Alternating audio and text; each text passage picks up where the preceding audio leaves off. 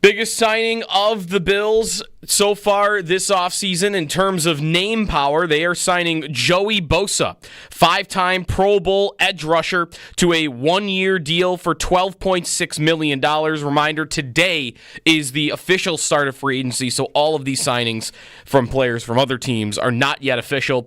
But Joey Bosa to the Buffalo Bills. He is 29 years old. There is a lot of injury history for Bosa, so availability will be one of the big question marks for him. He had 5 sacks last year in 14 games after 6.5 sacks the year prior in 9 games. It has been 3 years since he's had double-digit sacks for the LA Chargers. The Bills keeping some of their own yesterday as well, re-signing running back Ty Johnson on a 2-year deal. Also, fullback Reggie Gilliam back on a 1-year deal worth just over $2 million. Some other football news around the league with Najee Harris going to L.A. The Steelers are signing running back Kenneth Gainwell. DeAndre Hopkins, after his year in Kansas City, is going to the Baltimore Ravens on a 1-year deal worth $6 million total. Sabres are in action tonight against the Detroit Red Wings. The TNT game, 7:30 puck drop. We'll have pregame starting at 6:30 here on WGR. Yesterday, Paul Bissonnette of TNT on the Spit and Chicklets podcast said that Rasmus Dahlin told Kevin Adams in his meeting last week that if things don't turn around quick, he is going to want out. Dahlin denied that he said that yesterday when he spoke to the media after practice. That's your Paddock Chevrolet Sports Update. Paddock Chevrolet celebrating 90 years of business.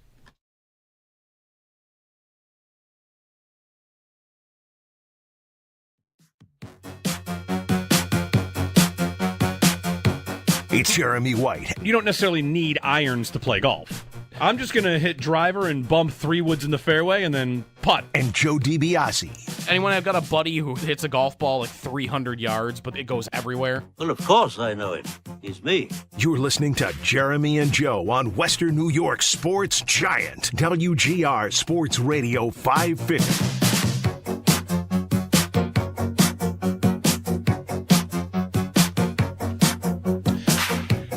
Hey, everybody, good morning. Before Joey Bosa, or, of course, all the calls on Reggie Gilliam. And Rasmus Dahlin. Right, Dahlin, yeah, right. There's a few things. What's the smallest amount of gas you have ever stopped for? Like the lowest amount of money that I've put in it? Either one. Like, if you want to measure it by... That would be the best way to You were measure looking for, like, I need a gallon, or $5, or $1.50, or... The lowest amount of gas you've ever stopped for. Gas I've ever stopped for. Not that you would know to the dollar, to the cent. But definitely for. I'm sure I've done it for like $5 when I'm low and maybe I'm late to somewhere and just I'm gonna stop, and it's more about the time at the pump. I'm not gonna spend 2 minutes sitting here. I'm gonna in and out. Yep. 10 seconds. $5. Yeah. Why, did you just beat that? Like $4. Okay. Yeah. Okay. It's like I'm running a little behind, and all I want is I'm not going to run out of gas insurance. I've got to go 3 more miles, but I just got to be sure. You got to be, because if you do, then disaster. Right.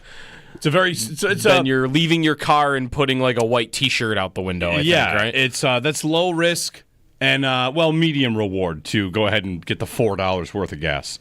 So, yeah, I did that. I stopped for $4. $4. Was it exactly $4? No, it was just... You didn't have time to get it exactly to the dollar? No, I didn't care about that. I kind of just counted to 30. All right, that's good. Whatever you can get in 30 seconds. Just top off the least little bit. Is that true? Per gallons per second, we're getting like $4 per 30 seconds? Is that slow? Maybe. That's a gallon. It's about $4 a gallon. Is that how long it takes? A gallon for every... It takes 30 seconds to pump a gallon? Might be. I've never thought about it in time, really. No, me neither.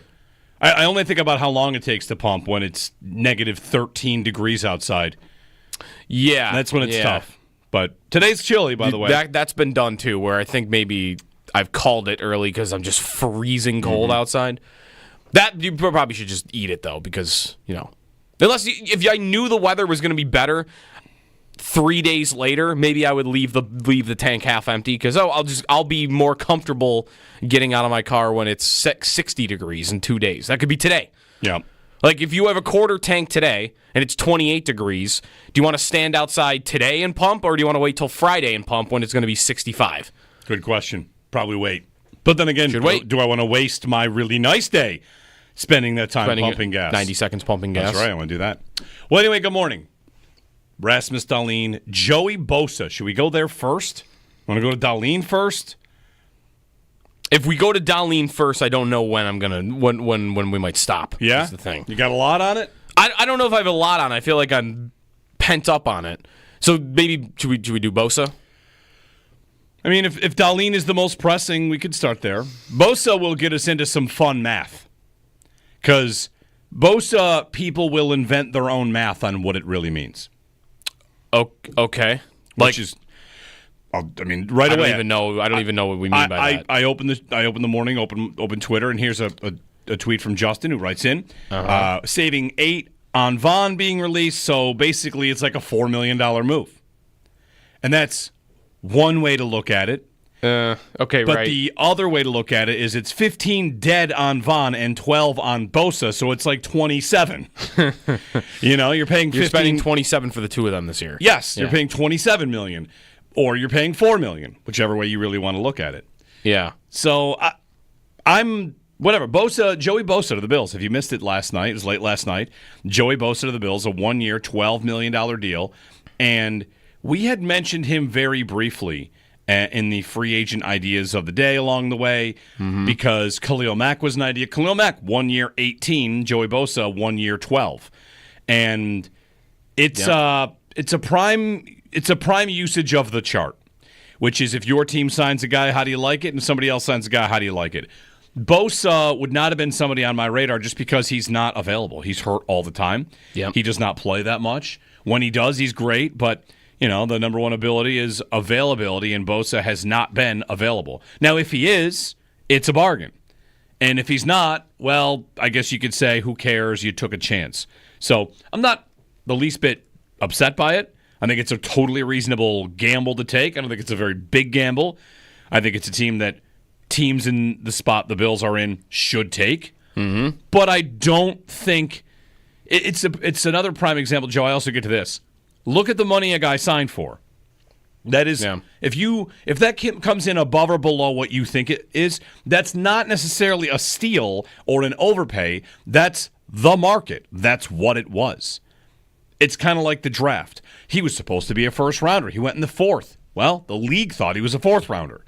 You might have thought he was a first. Bosa, wow, this guy's really great. I can't believe he didn't get $20 million. Well, no one in the league wanted to give him that. The Bills gave him 12. So they paid for a very talented, very good player who the league is not convinced can still play at that level consistently. Or at least even stay on the field. Right. One of the two, maybe both.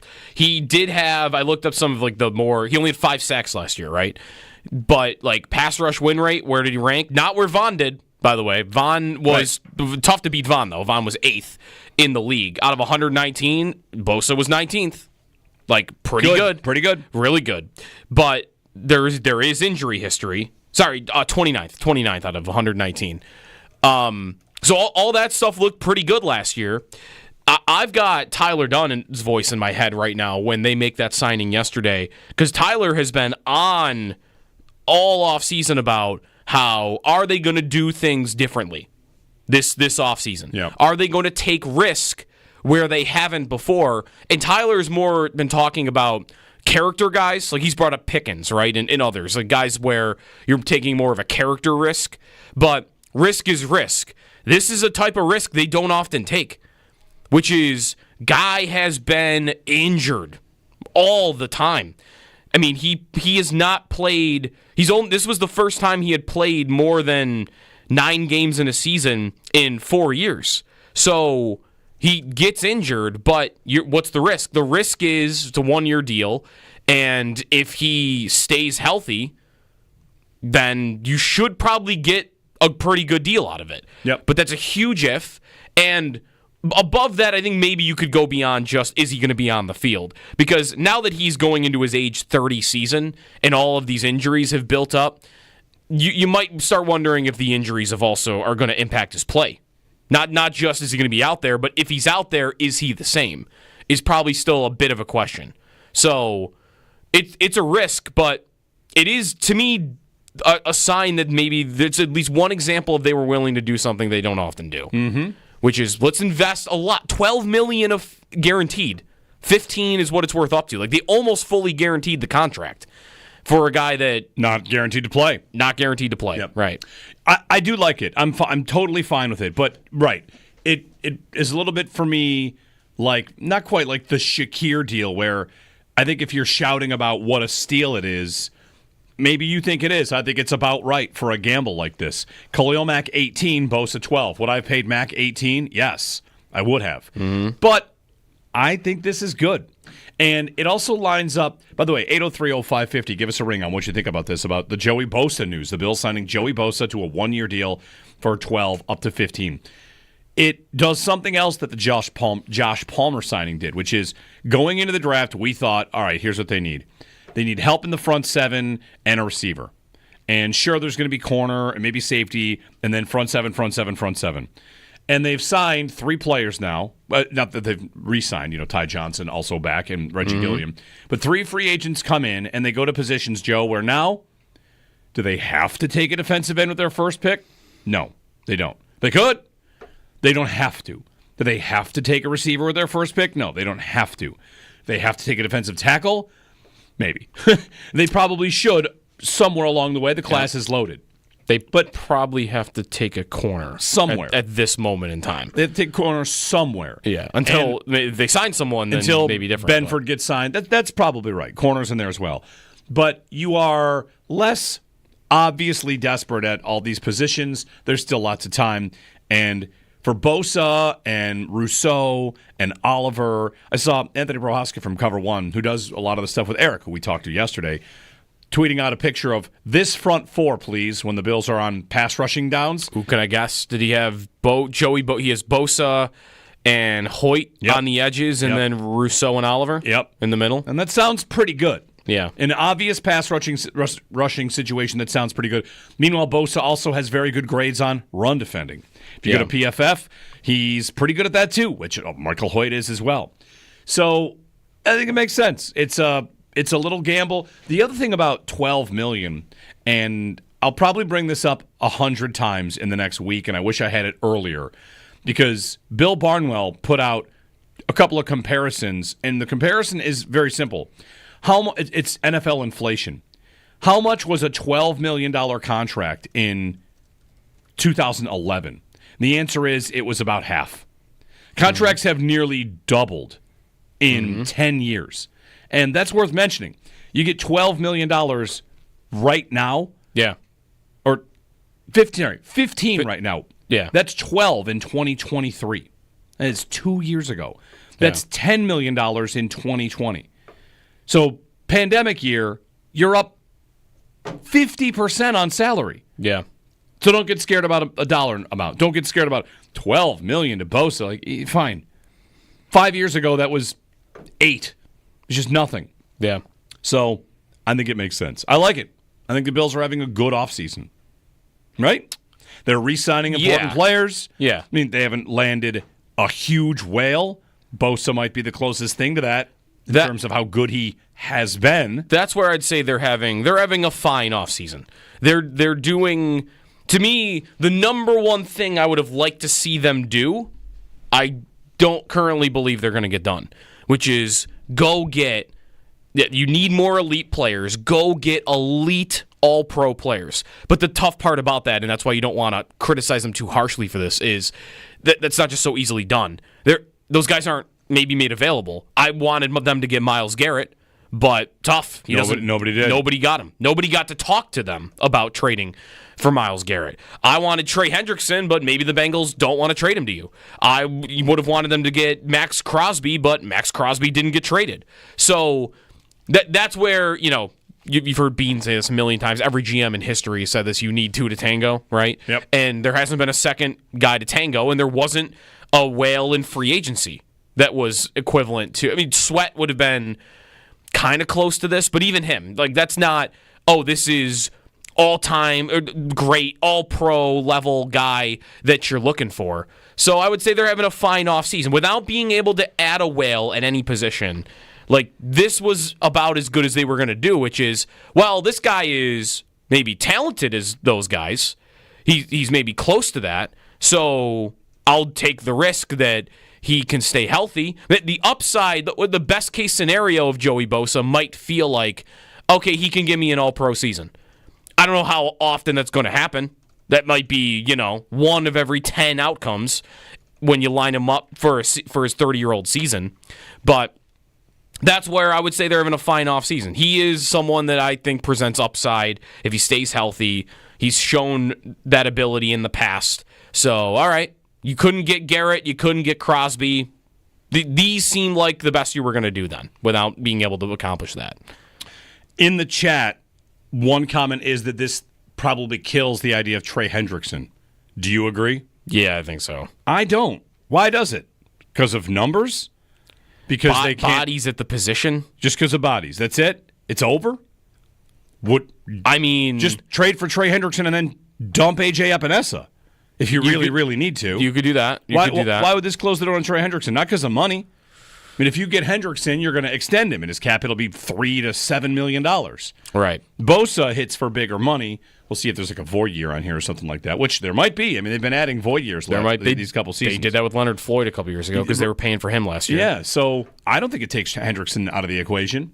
I mean, I think it definitely makes it less likely. They might not feel as desperate to do it. They should, though. They might have also been told, buzz off. It's Cincinnati. So if you're Beane and they're not going to deal with me, this doesn't take Hendrickson off the table so much as Hendrickson was never on the table because Cincinnati won't play ball with us, which to me would make a lot of sense. Right. Why would? Can you imagine if the Bills traded one of the best pass rushers in the sport to a direct rival? We would lose our minds. To the Chiefs. To anybody. The Chiefs. The Ravens. The Dolphins, yeah. A premier pass. I mean, maybe the Dolphins. We don't take them seriously, no matter what they do. But in all seriousness, to I don't know who's right here. The Chargers. I just can't even believe the Bills were ever in the Hendrickson sweepstakes. And again, he still hasn't moved. But we'll see. 803-0550. Ty Johnson is back. There was about 2 hours we wondered if that was going to happen. Yeah, because the Bills added Darrington Evans, and then quickly after added Ty Johnson for a 2-year deal. I wasn't worried about that, even after they signed Darrington Evans. And even if they had lost him, there were other guys available. So, yeah, they did that. So, really, I just think we're waiting on a corner for sure, right? They're not going to do nothing at that position. I mean, right now, it is outside corner, obviously, not the slot. It is Christian Benford and then who? Right now. Jamarcus Ingram. Okay, that's the next guy. I mean, Elam is still on the roster, but I can't imagine that is going to. Yeah. Well, we'll see. Like if they can't trade him, Elam's on the team. I don't know because they don't save anything by cutting him. They might just say we'd rather have a 7th round pick, have his roster spot once training camp shows up. But yeah, right now they're kind of nowhere there. Brandon Codrington is the other name. Who's a returner. Kick returner, right? He's more of a returner. So.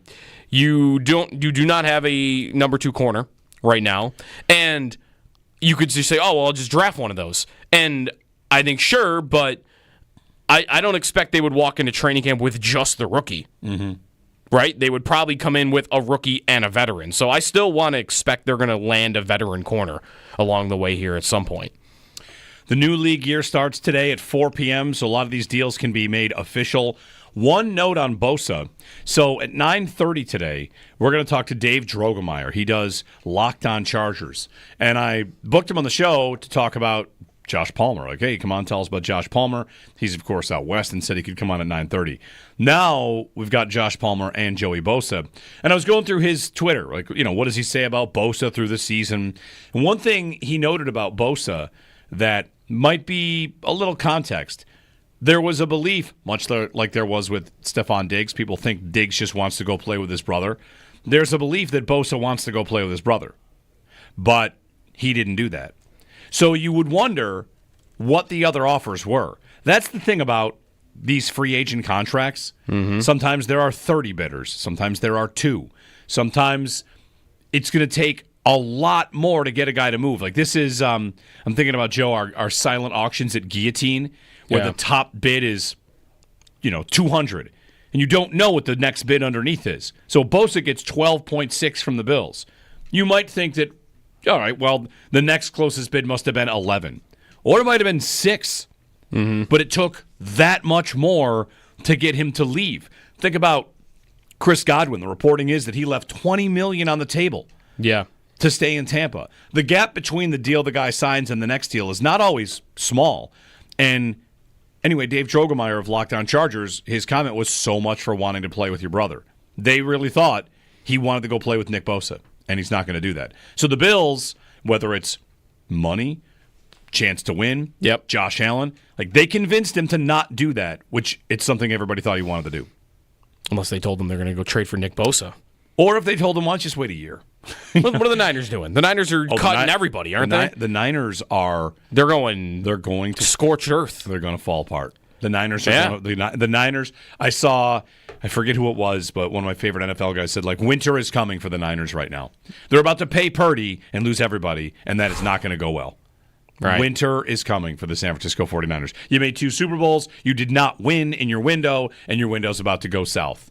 And the difference between the Niners and the Bills is the Bills can have their quarterback carry them through that winter, and the Niners probably can't. Right. So that's gonna get bad quick. It might. All right. Anyone trade for Nick Bosa? He's probably the one guy they wouldn't trade, right? Probably. He is 28 years old. And they would, you could trade him. You could if they wanted to. They'd have to spread it out over 2 years, but they could. So you want to give them 2 first-round picks? Get both Bosa brothers in here?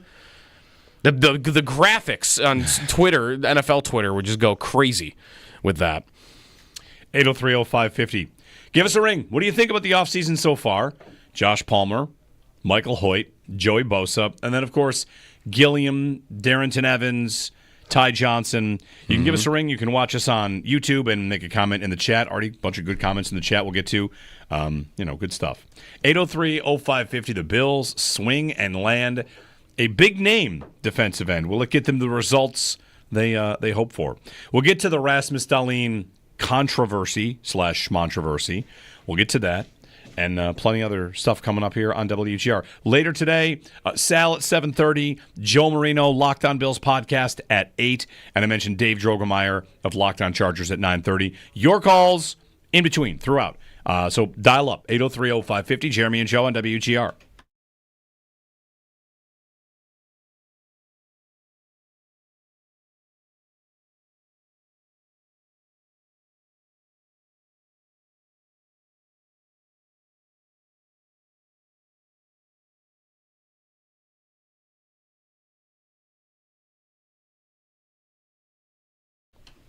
Sneaky Joe DiBiase here for Clinton Collision. That rough winter did a number on the roads, and it's possible it did a number on your car too. Some dings, if you got a cracked bumper, smashed fender, something more major. Sneaky Joe DiBiase if you need work on your car, like what I do, I go to Clinton Collision. Guys are the real deal. They bring wrecked cars back to life. Plus, they work with all insurance companies. There's nothing to worry about on that front. So if you happen to be involved in one of the many accidents this winter, be sure to call the guys that I trust, Clinton Collision, 716-823-2000, or you could visit their website at clintoncollision.com.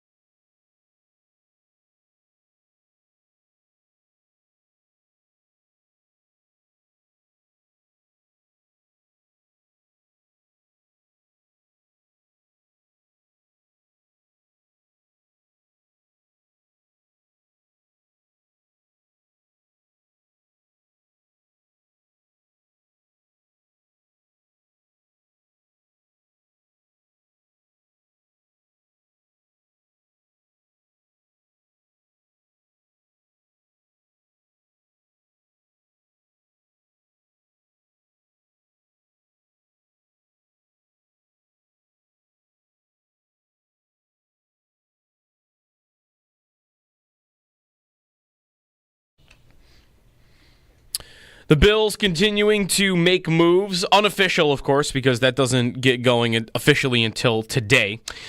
The Bills signing Josh Palmer and then, of course, Michael Hoyt on Monday. Yesterday, Joey Bosa, 1 year, $15 million, $12 million guaranteed. He had 5 sacks last year in 14 games. He's missed a lot of games in the last couple of seasons. 5-time Pro Bowler Joey Bosa, 29 years old, coming to the Bills on a 1-year deal. Bills bringing back some of their own as well. Ty Johnson in the backfield on a 2-year deal, Reggie Gilliam on a 1-year deal, and running back Darrington Evans on a 1-year deal. Elsewhere around the NFL, DeAndre Hopkins goes to Baltimore, 1 year, $6 million. The Colts grab Daniel Jones, 1 year, $14 million. He's expected to have a quarterback competition with Anthony Richardson in training camp. Mike Garafolo reports Aaron Rodgers had great conversations with the Giants, and they are still very much in it to sign him. It seems to be them in Pittsburgh at this point.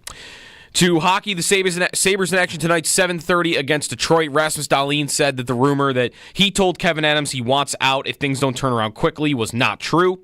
And Tiger Woods tore his Achilles. That was announced yesterday, so he obviously will not be playing competitive golf for a long time. Those are your Paddock Chevrolet sports headlines. Paddock Chevrolet celebrating 90 years of business.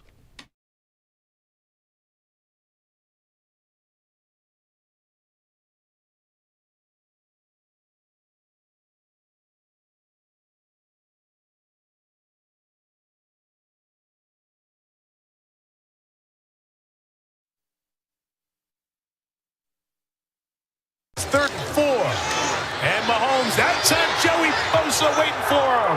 And slings him down. Newest member of the Buffalo Bills, Joey Bosa. We'll see if the Bills have a press conference today with all three. Just get one plane from L.A. Hoyt, Bosa, and Palmer. Oh, right, because they all came from... Yeah. If they were there in the offseason. Have you seen... Hoyt and Palmer might be able to carpool from Southern Ontario. That's right. Have you seen the Bills-Sabres crossover fans that are making the joke saying that all of this is a direct shot at Kevin Adams because these guys that all signed here came from palm trees? It's a fun... Listen. We'll let people have their fun. I didn't see that joke. I saw, this wasn't even really a joke. It was, Michael Hoyt and Josh Palmer signing in Buffalo, close to home, Southern Ontario, right? Like, from Toronto, like, Buffalo's almost home. And, referencing Mitch Marner, who's about to be a free agent. All right. 803-0550 and 1-888-550-2550. We should get to the Dahlin conversation as well, because that leads to a bigger conversation. But it's posted a poll on Twitter. Which of the three is your favorite? Josh Palmer, Michael Hoyt, or Joey Bosa? You can go ahead and vote in that poll online. We'll throw the same poll up in the chat because we get polls not only on Twitter but also in our YouTube chat if you're joining us there. And you can join us at 803-0550, 1-888-550-2550. My favorite of the three? Yeah. I think I'm going to go Michael Hoyt. Really? Yeah. Just because he can do everything? Maybe. I mean, Bosa's 1 year, and we'll see. Hopefully he stays healthy. Palmer is water to a thirsty man in the desert. Yeah. It so desperately needed it that it can't be my favorite. It's like putting, $5 of gas in your car. You needed it. Right. Yeah. But I like it. I think Hoyt right now is the most intriguing to me because of the chess piece on defense. And, as you mentioned in the first segment, how the Bills are going to have to start doing things a little bit differently, whether that's risking on injuries or risking on players and character. They need different results in the playoffs. And a player like Hoyt, we'll see. I might be gone on this idea in 3 weeks into the season, but the idea of a chess piece, some thing they can use in a matchup that brings them some advantage, I'm intrigued. So I think Michael Hoyt's my favorite. I would probably go with Palmer just because I think the need at that type of receiver was they had to do it. But I wasn't confident. I think the reason I like it the most is I wasn't 100% sure they would do it. That they would get a receiver like that. Like a separator, a guy that could beat man coverage, where they just run it back with Matt Collins and another Amari Cooper type, maybe someone that's kind of advanced age or what. I guess I didn't know what they would make that other receiver move to be. Yeah. So I like what I saw there. I always thought they would add a defensive end. I always thought they would add, if they couldn't get the big names that were out there or seemingly out there. I'm not surprised at all that they made these two moves. Maybe I'm a little surprised Bosa ended up being one of them because of the injury stuff, and they often don't like that. But I'm not surprised by either of it. And, they're both pretty good, right?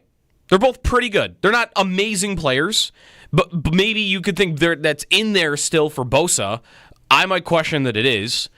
Like, what's the best you could see him being this year? Bosa? Yeah. Like, because Hoyt is going to be capped on this conversation at some point. It is more about what you said, the chess piece of it, rather than him being like some dominant force in the league. Right. Bosa, though, is possible for that. I think the best case scenario for Bosa, a lot of the NFL people out there immediately had the thought, you're load managing him from the start. You know what? Wrap him in bubble wrap until January. Mm-hmm. Basically, that what you've got here is a player you need to spend the entire season making sure he's healthy when it counts. So you're almost using him, at least in the regular season. Are you using him the same way you used Von Miller? Which is limited. Third downs. It might be. Long situations and not... there were games this year. The first Baltimore regular season game where Von played 5 snaps? Yeah, he didn't really play. Like, are there going to be games like that for Joey Bosa? Probably. And that's... If there's one criticism of the move, I mean, there could be a couple, but I'm not convinced it'll be better than Von. I thought keeping Von was a reasonable idea, and they didn't, and they ate $15 million in cap and signed Bosa instead. Okay, that's fine. You can do the math whichever way you want, but last year, limited snaps for Von. He had a better pass rush win rate, right? A better... Yep. He had more sacks. A better PFF grade and more sacks. Yeah. And Von is older. There's no doubt about that. So maybe you're guessing, is one player more likely to drop off and the other player is more likely to rise up through injury/age? Yeah. That might be the bet the Bills are making. 803-0550. We'll get some calls in on this, on Bosa, on Reggie Gilliam. Let's get our Gilliam callers. Where's the Gilliam hive? You didn't even put Gilliam in the poll. Well, he's not a... You had room for it, too. He's not you an ad. You only put 3 options He's up. not an ad. He's a stay. Larry in South Florida. Hey, Larry, good morning. Hey, good morning, gentlemen. So I definitely want to touch on Dahlin, but I'll start with the free agency. So I like our picks. I mean, why not take a flyer on Bosa, right? $12 million 1 year. And if this guy can give us, like you said, a little spot play, obviously I'd love to see if Bill did the due diligence and checked his medical. And if he's healthy and ready to go, I mean, just let him go. Let's see what he can do. If he can even have half of some of the years he had in the early part of his stages, it's a win for us. Mm-hmm. My favorite signing is Palmer. I just really liked him in all the years he was with the Chargers. And I said, man, this guy's got some hands and he's tough. I know he's not super fast, but I'm thinking in the draft, I still want a monster defensive tackle with the first round, unless, and I've seen a couple mocks since free agency, and I don't know how to pronounce the guy's name, so Joe or Jeremy, help me with this. The wide receiver from Arizona, they have him falling to the Bills at 30, which I'd be shocked. There's no chance. Tet McMillan What's makes his it. Name? They call him Tet McMillan. There's just absolutely no chance.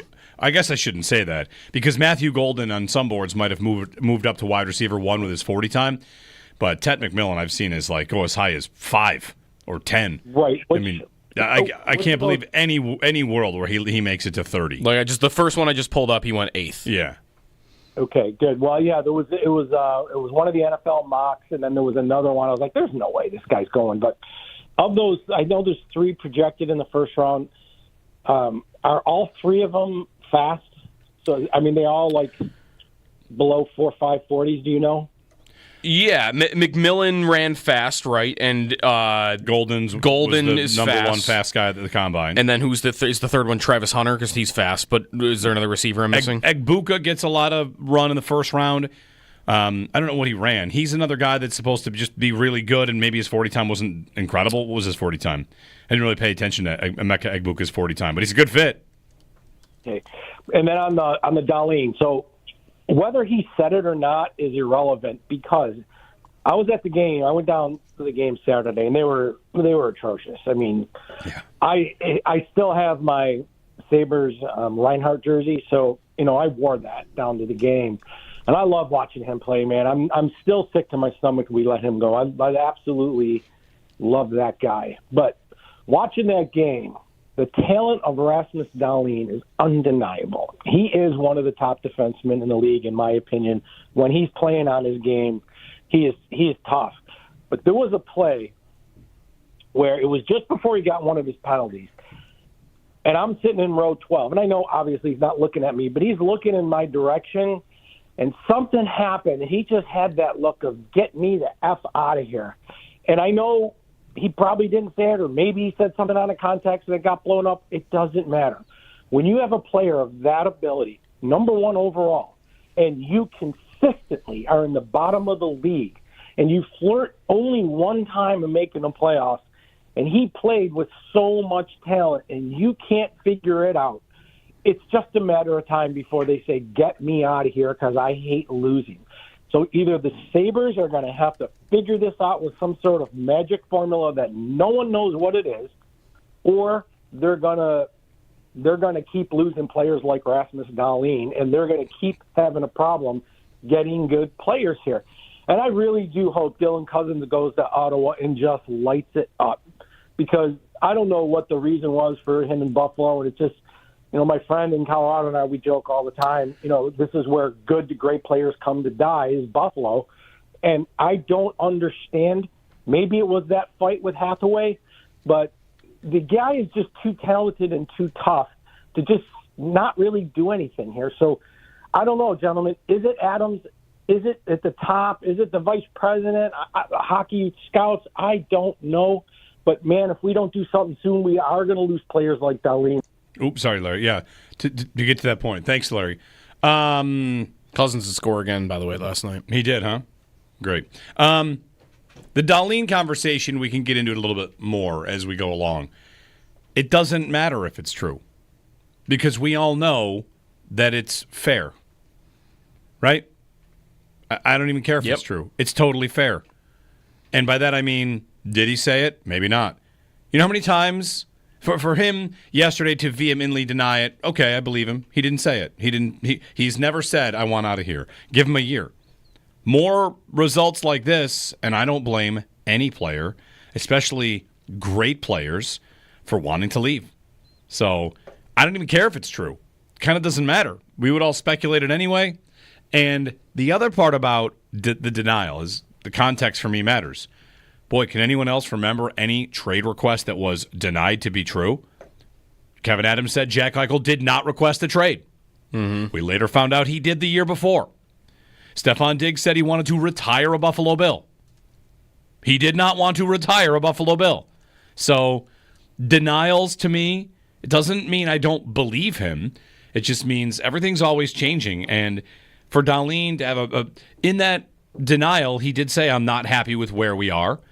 And then, it's really tough. Like, what is he supposed to say? He's asked why he believes in this in this room, and he's like, it's the guys in the room. How different is that than Kevin Adams saying the answers are in this room, and they lost 1 million games in a row? Mm-hmm. I mean, Dahlin is put in a tough spot there. He's a provably great player, undeniably great player, stuck on a franchise that doesn't win. And the GM is going to get another season to try and turn it around this guy. And if he doesn't, forget about whether or not Dahlin wants to be here. If they're bad again or again after that, an obvious conversation becomes, well, should you trade Dahlin to try and rebuild this whole thing? And then you're in year 17 of your drought.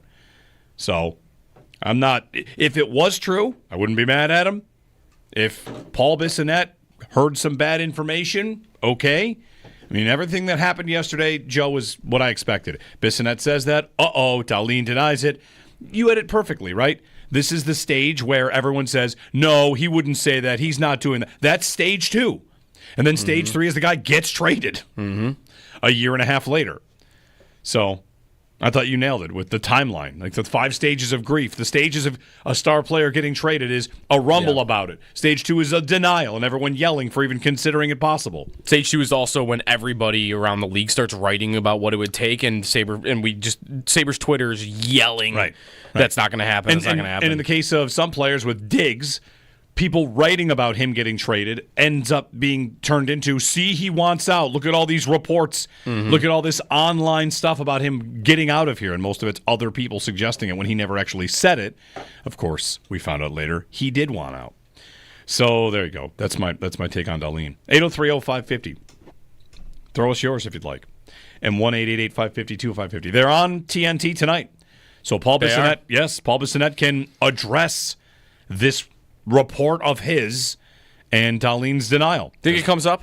Yeah, has to. Has to? Has to come up. You're on the panel. Yeah. You said that guy wanted you said that guy wanted out. Has to come up. Will they have Bissonnette and Dahlin speak directly? That I don't think so. They have had GMs on lately. I wonder if Adams is involved at all. They talk to Adams? That would be a way to bring it up without going directly at Dahlin. That's right. 803-0550. Jeremy and Joe, give us a ring. Big news today. It's a big Wednesday. It's been a busy week. Rasmus Dahlin, his response to the report from Paul Bissonnette that if they don't turn it around quick, he's going to want out. And Joey Bosa added to the Bills' defensive line. 803-0550 on WGR.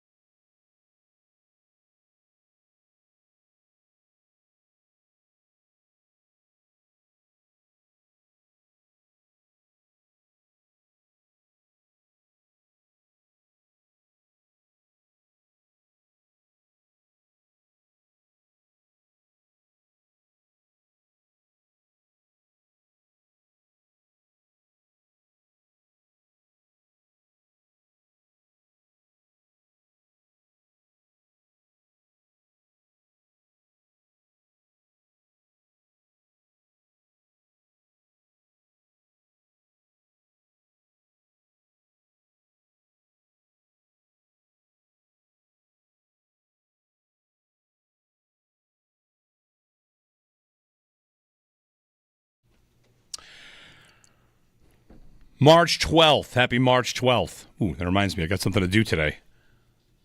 Yeah? Yes. On March 12th. Yes, a very important thing to do today. What else is going on March 12th? I did this again. What was the anniversary that was coming up? I think it's today. I'll figure it out. Is there a Sabres one? A Sabres anniversary for March 12th. Is that... I don't know. Is there a good game 2 years ago? Anyway, Jeremy and Joe, Sawgrass this weekend. We're going to talk with Kevin Price, former morning show intern who is covering the Players' Championship for PGAtour.com. He'll join us tomorrow. Always good to see Sawgrass. Yep. They added... I can't wait. Wait till you see what they did with the sixth hole.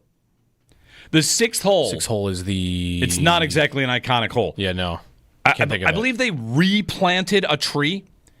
Okay. And the tree sits over the tee box. If I could give a comparison for anybody out there, real ones know when you play Delaware, Owen knows, number 3 at Delaware, where you have to hit it under the pros are going to have to hit it under a tree off the tee box. Right. It is a crazy design idea. Some might say stupid. Why is the tree in the way? Check it out. Number 6, Sawgrass. They replanted a massive tree to block the tee shot. There's a course locally that has that reminds me of.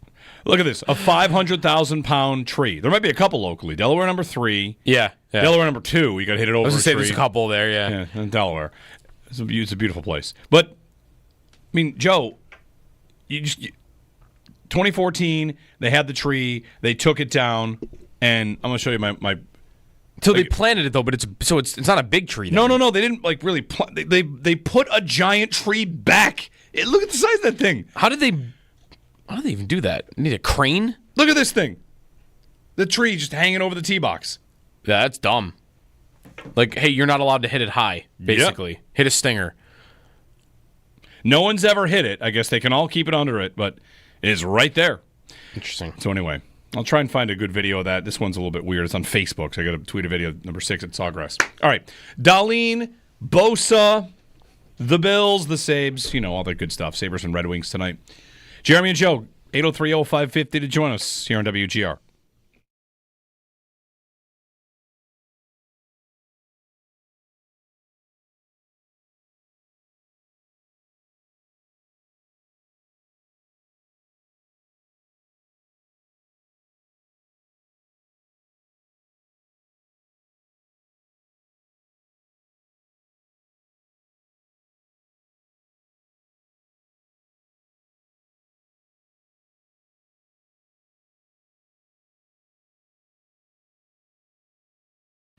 Hey, it's Sneaky Joe DiBiase here for the Roswell Park Donor Center. The weather's getting nicer. Spring is in the air. Perfect time to refresh and renew. And why not do something that also benefits your community? At Roswell Park's Donor Center, they're in need of blood and platelet donors. And just like the flowers blooming, your donation can bring new life and hope to local cancer patients. They're always in need of blood and platelets, especially platelets lately. So if you're interested in donating, be sure to check out the website. Each donation offers strength to those battling for their lives. It's a chance to be a part of their journey, a chance to offer something that is needed most. And all the blood and platelets stay right at Roswell Park, so it's staying right here in the community. You can schedule your appointment today by calling 1-800-ROSWELL, or you could also check out the website, roswellpark.org/donate. The Roswell Park Donor Center, where hope blooms.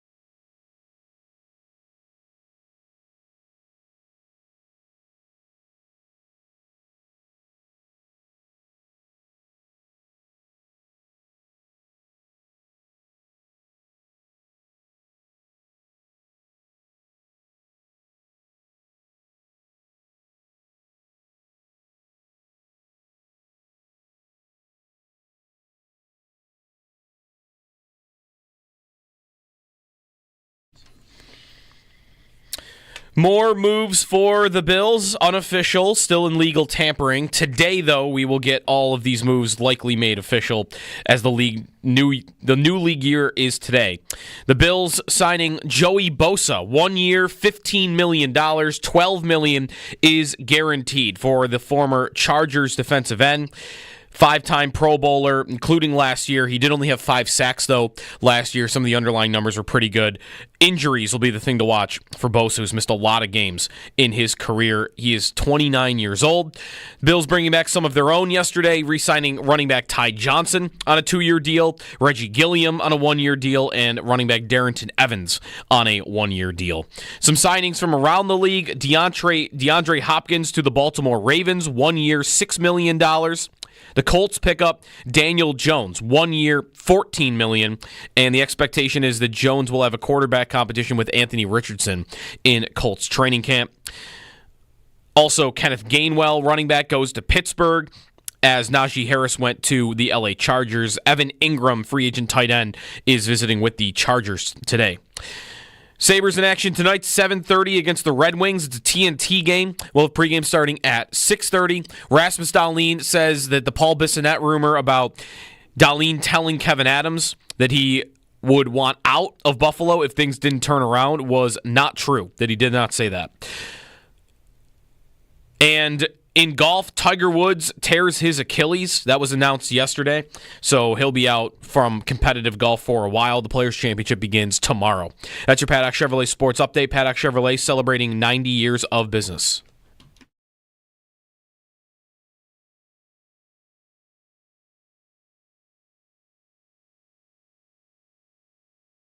I hate to do this to Sabres fans right now. I don't dig for this information. Like, it's given to me by the people who really, really matter and who move the needle as far as the insiders. Apparently, Dahlin met with Kevin Adams, and he said that if this doesn't turn around fast, I'm gonzos. If you guys don't figure this out soon, you want to be moved. Is that accurate? Who? Paul Bissonnette. Who wants to be moved? You. I want to be moved? You asked him. You told Adams. That I want to be gone from Buffalo? No, I don't know what he's talking about. I have never said I want out of here. I'm not happy where we're at. I don't want to lose.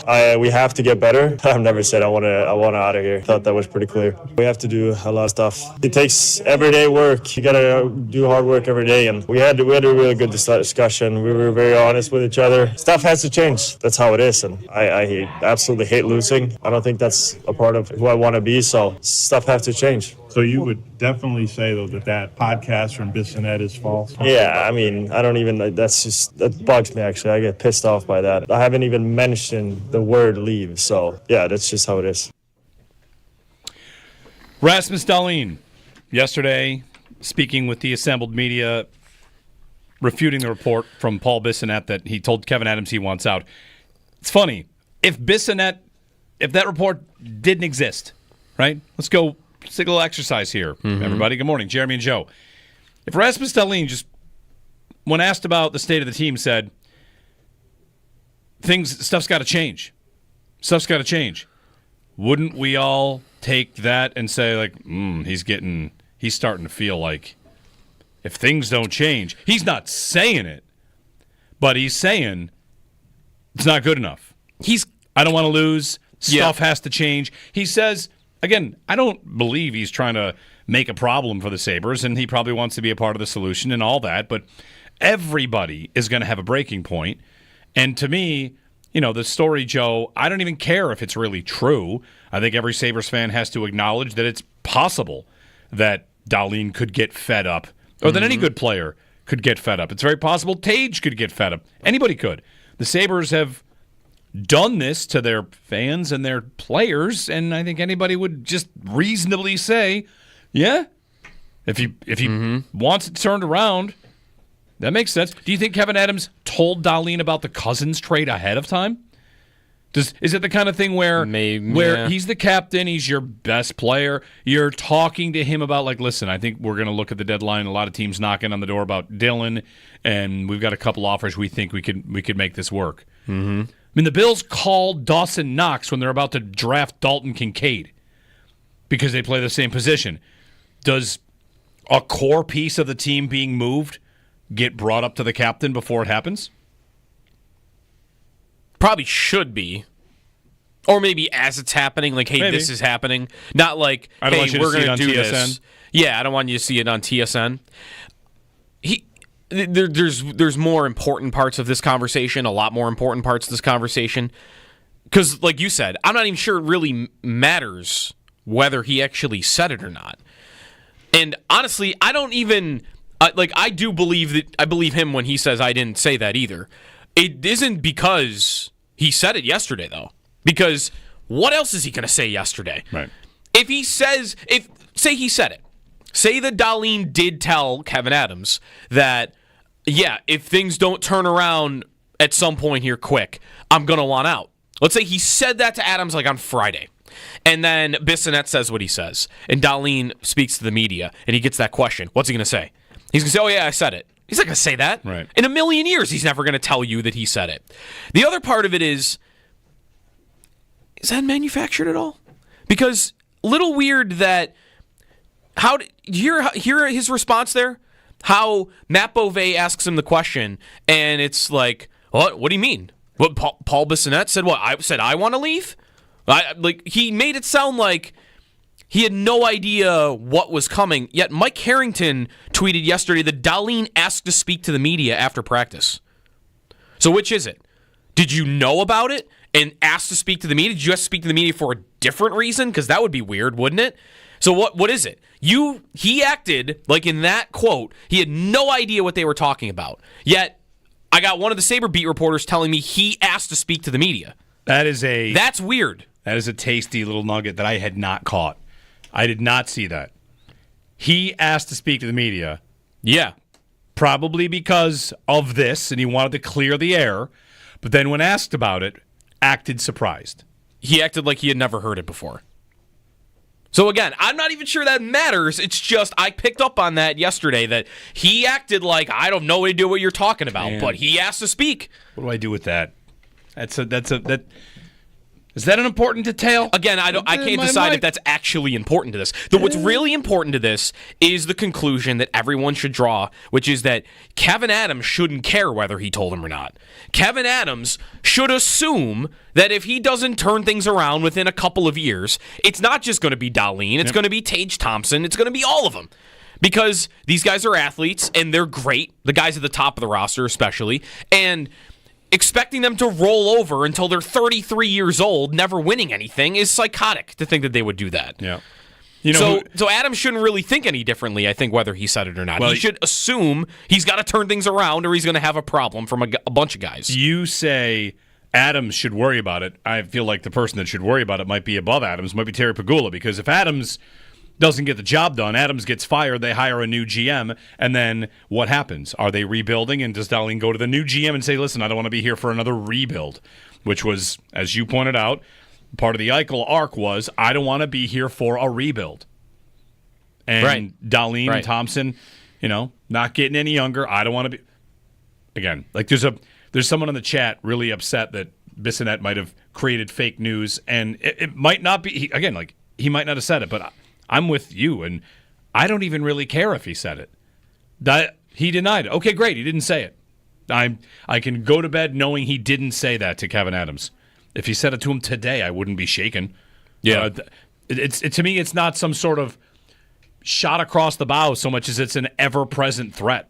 It's always there that your best players might want to leave. And things could have been. I think there is. I think Mike Schopp said this yesterday. There is room for an in between here.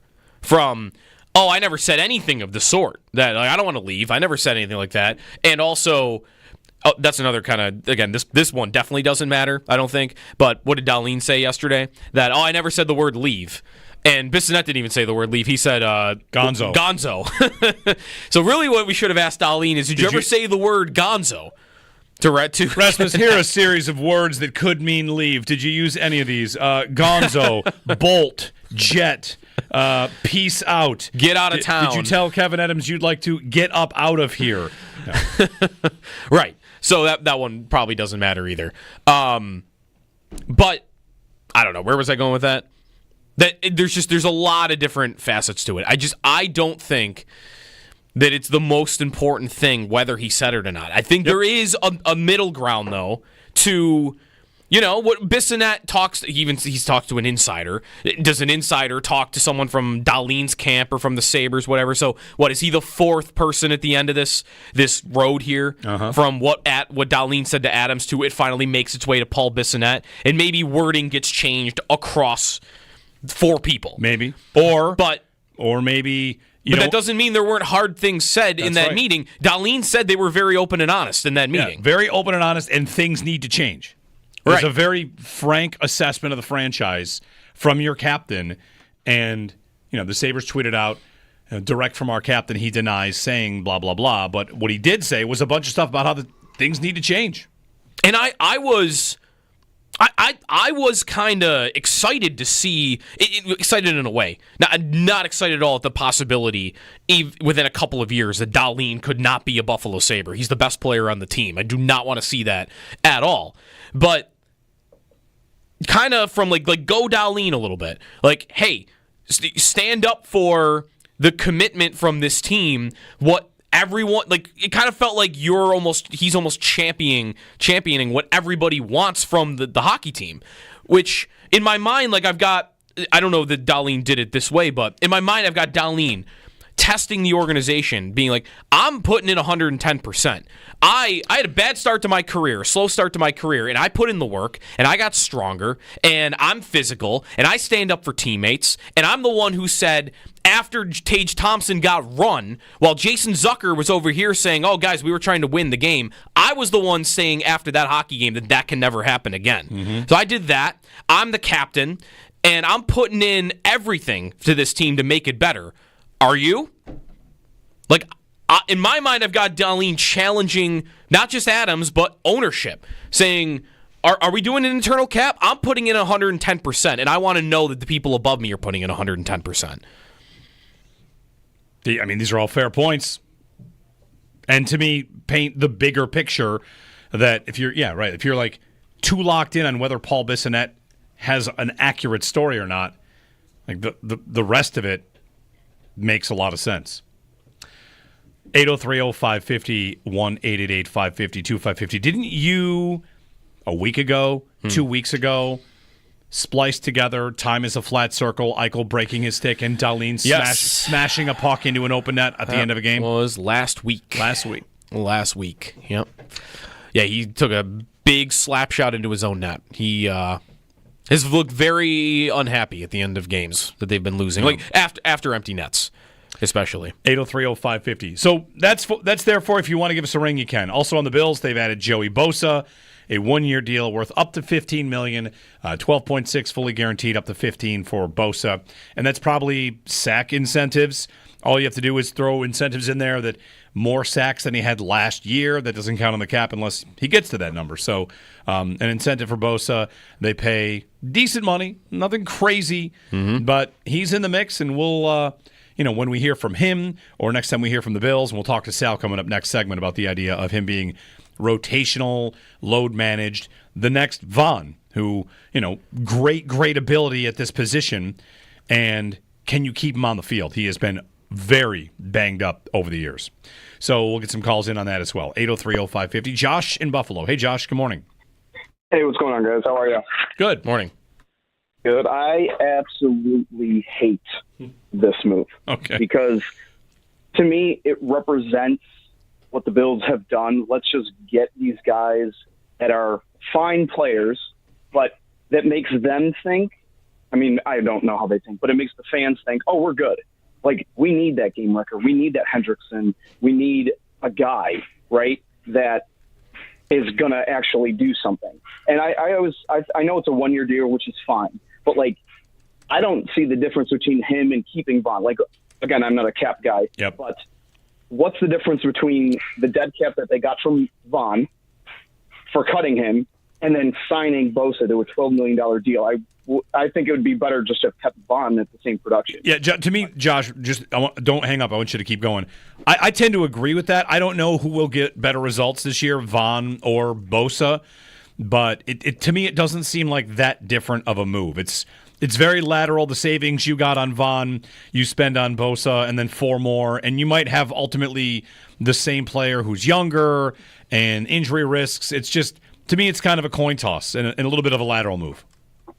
Right, and I mean, I guess that's fine, but I guess the big thing is if if you think like, well, you want a younger guy you don't want Vaughn to take the snaps from a younger guy. Let's get Javon Solomon in and see what he can do, something like that. Well, now you just take Bosa and put him in there. And to me, it's like, it feels very much, especially with the draft coming up. I know the Bills like to do things where we don't like to have needs. We like to take the best player available. But the problem is like, this is still a need. This is a huge need. This has been a problem every year, especially in the playoffs where you don't have that guy. And to me, it's just like, it's supposed to, I feel like Joey, he's been fine, but he's nowhere near his brother. So your biggest, your biggest concern is the idea of him like blocking the development or the potential for someone else to be in that spot developing.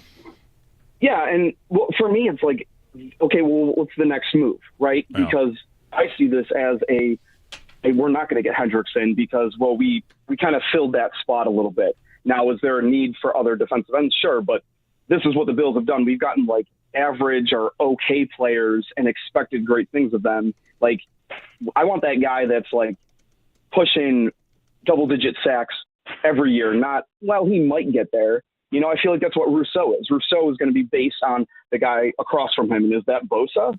Because to me, that's not helpful. If it's Hendrickson, it's different because it'll make him better. But yeah. I just feel like the defensive line has been the problem, especially in the playoffs. And we just keep recycling these guys, thinking that it's going to change. To me, the biggest thing is this going to be like, oh, we're good. We'll just take the best player available in the draft and not go after Hendrickson, when it's like, this should, in my opinion, and I don't know how they think, but this should not deter that. Let me ask you this, Josh, before we let you go.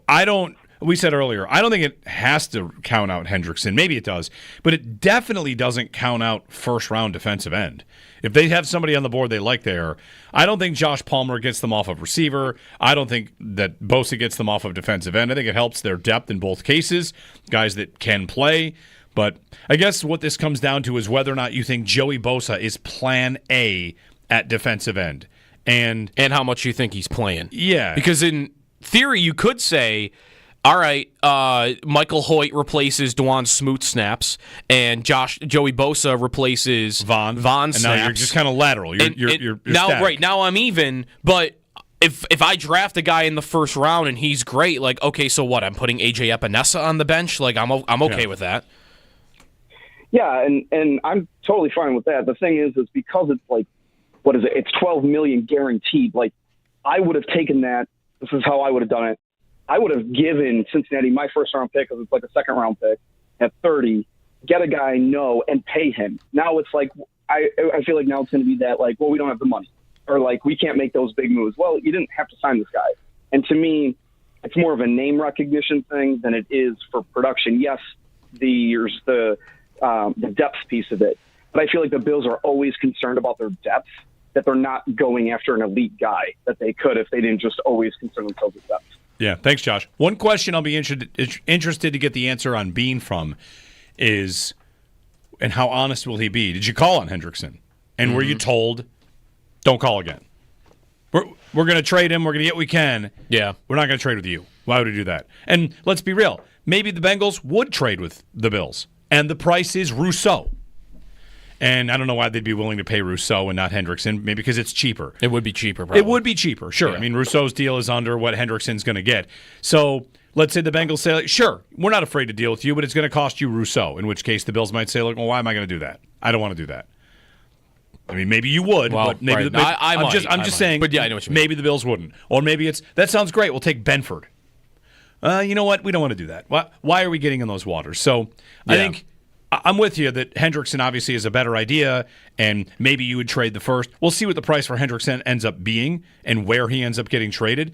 But Bosa, like, let's look at Beane's track record. They're in on Devontae Adams. They don't get him. What do? They get Amari Cooper. Like, they have, to me, I feel like we can see backup plans in action. And Bosa is probably just going down the board of defensive ends. Who do you want to sign? Who's available? Don't want to pay Josh Sweat that money. Don't want to pay Milton Williams that money. We've got some money to spend. It's a 1-year investment, which is as easy as it gets in this league. We have the space to do it. Sure, let's try this. I don't think it's He's also insurance in case you can't get anything else done. Yeah. Like if you want Hendrickson and you're going all out, but okay, they choose another offer from another team, and then the draft shows up and the board didn't fall the way I wanted, and I'm not doing this in round 1, so maybe I can now do it in round 2. But what Bosa has, I guess, is just a baseline of, okay, I've done something, so that if the other things I want to do don't happen, the way I want, that I'm not left there at the end going, okay, well, AJ Epinesa is going to take a big step forward or something that just wouldn't be even believable. Whereas Bosa staying healthy and producing is believable. Just don't know how likely it is. Chris Trapasso on Bosa versus Vaughn had this to say yesterday. The Bills obviously needed a pass rush specialist to fill Vaughn's role and play, hopefully, more snaps. But he said, all right, injury risk, yes, but Bosa is the ideal edge to be the Vaughn replacement. They don't pay him to be 2021 Bosa, and they don't ask him to be that. That's the thing. If he were 2021 Bosa, this would be a $27 million contract. Instead, it's $12. He played, this is Chris Trapasso, Bosa played 42% of snaps last year. 42%. And had 3 pressures or more in 7 of his last 9 games. That's not bad. Yeah. You give me 3 pressures a game, I feel like I'm getting my $12 million worth. Playing 42% of the snaps, 3 pressures a game. Yeah. So, again, it's about expectations. The expectation is built into how much they decide to pay, they paid him. Ryan in Syracuse before the break. Hey, Ryan. Morning, fellas. Going back to the Dahlin deal, for me, I actually wish that he did say that, and actually expose this franchise and this organization to hold them accountable for what's been going on for the past, how many years. And, you look at all the charts and all the players, one place they don't ever want to go is Buffalo. And, maybe I'm living under a rock, but I'd like to know exactly what's the reason behind all this. Every single player after they leave here flourishes. Is it coaching? Is it managerial? Is it the facilities? Who knows what it is? But I actually wish that he did call him out and say that. I would hate to lose Dahlin, but it may be better for the organization moving forward. Yeah. Ryan, I think you're not alone in people that, whether they wish Dahlin said it or they feel like they feel the same way, there's a lot of context. Just holding management's feet to the fire a little bit. Because if there's anybody that can do it, it's probably him. I don't know how that would go, but he's your captain. He's the best player on the team. He's supposed to lead. And I think from his role, I think the more important part of being the captain and leading is more about the locker room and the players below you. But I would want the captain of the hockey team to hold the organization accountable above him, too. So, to me, that's leadership. If there's anyone on the team, player or GM or owner or scout, doesn't matter, that you don't think is committed enough, then I want the captain of the hockey team to do something about it. And, of course, built into this is Kevin Adams has been the GM since 2020.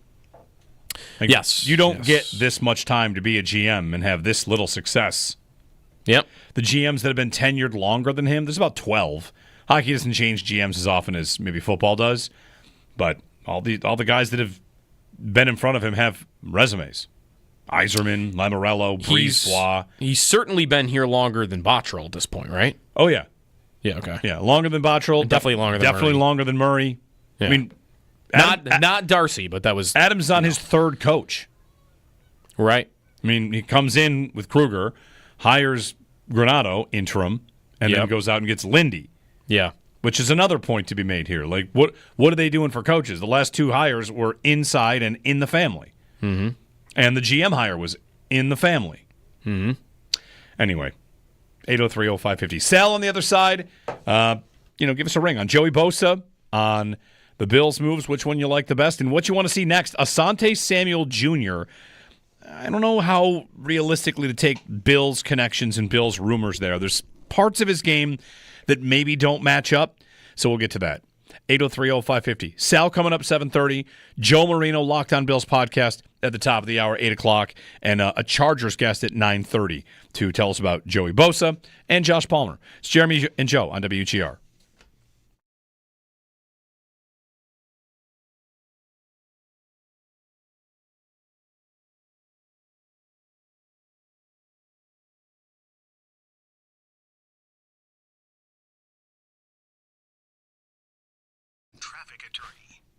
Jeremy White here for Wayland Brewing. I mentioned a couple days ago I started to see Wayland in the stores, and I went back to my local shop, and guess what? It's in stock. And I picked up some Super Deluxe, one of the best ones.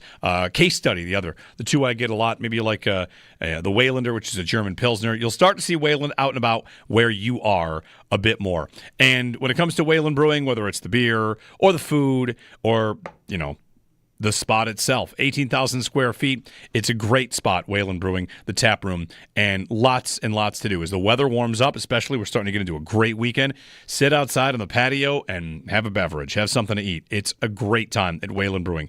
There's family nights, kids eat free on Mondays, fish fry Fridays, and the food at Wayland, it has got no business being as good as it is. It's just incredible.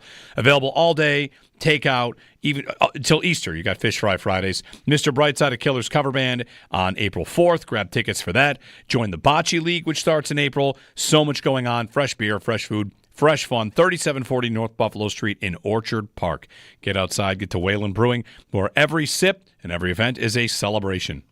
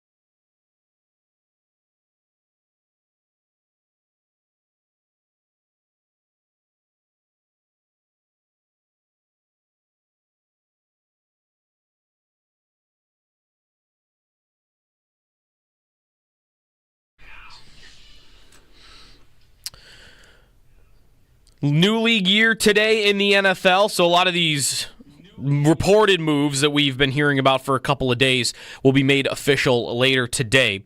Another one for the Bills, defensive end Joey Bosa, 1 year, $15 million is the report, $12 million of that guaranteed. Bosa, with a lot of injuries in his career, did stay healthier last year, 15 games, 5 sacks, did have good underlying numbers too, but definitely the concern for him and why he only gets a 1-year deal in the open market, injuries in his career. Talk more about it with Sal coming up next. Bosa, 29 years old. The Bills bringing back some of their own as well, reportedly signing Ty Johnson to a 2-year deal, running back Darrington Evans to a 1-year deal, and fullback Reggie Gilliam to a 1-year deal. Elsewhere around the NFL, the Colts snagged Daniel Jones on a 1-year, $14 million contract. He's expected to compete with Anthony Richardson for their starting job. DeAndre Hopkins, after his year in Kansas City, is going to Baltimore on a 1-year, $6 million deal with the Ravens. We're still waiting on Aaron Rodgers. Will it be the Steelers or the Giants? Mike Garafolo reports Rodgers has had great conversations with the Giants, and the Giants believe that they will be the team he signs with.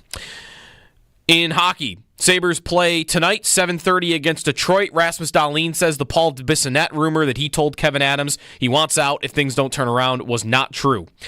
And then, or that's what Dahlin said, that it wasn't true. And in golf, Tiger Woods tears his Achilles, so no competitive golf for him for probably a long time. The Players' Championship begins tomorrow. Those are your Paddock Chevrolet sports headlines. Paddock Chevrolet celebrating 90 years of business.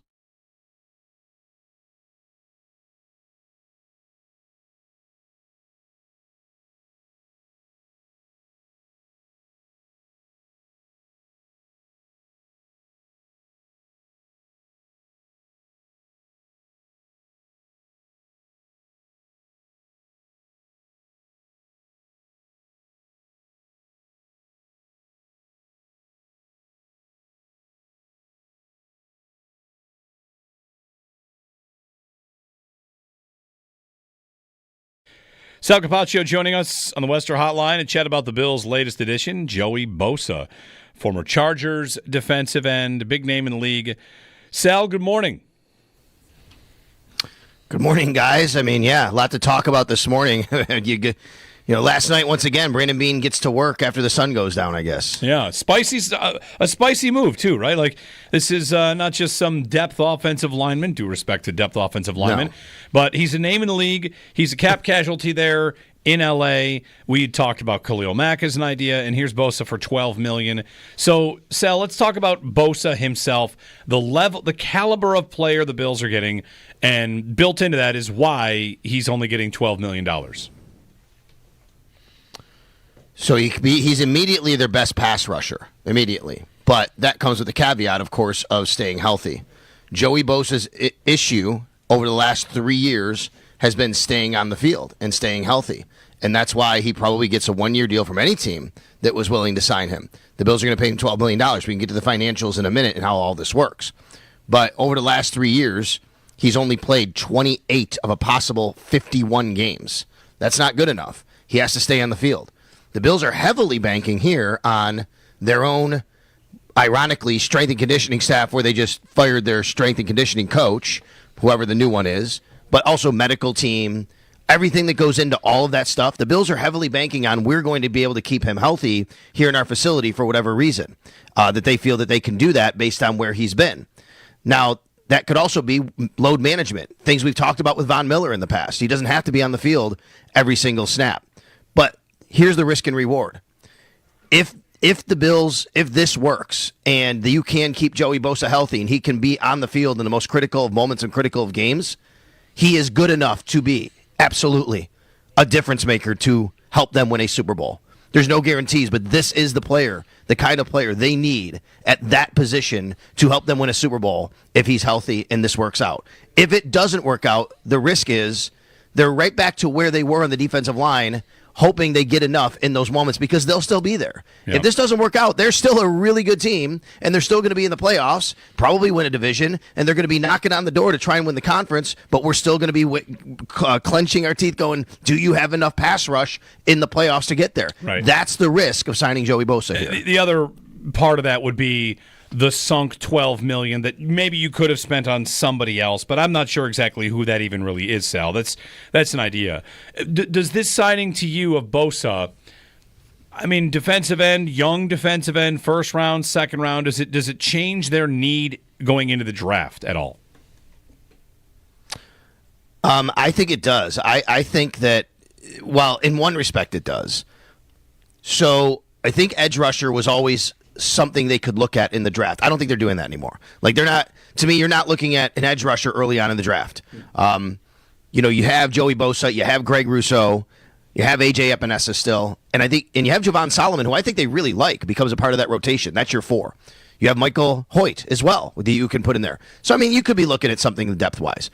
I don't think it changes the fact that they still really need an interior defensive tackle, guys. Like, that's still an area of glaring, need right now. Right now on the roster, you have Ed Oliver, Daquan Jones, and Dwayne Carter. Like, that's your 3. Yeah, you have Zion Logan, Branson Dean, but that's your 3. Oliver, Jones, and Carter. You need another defensive tackle and somebody that I think in a very good, deep defensive tackle draft, probably where I would look at they would go right now.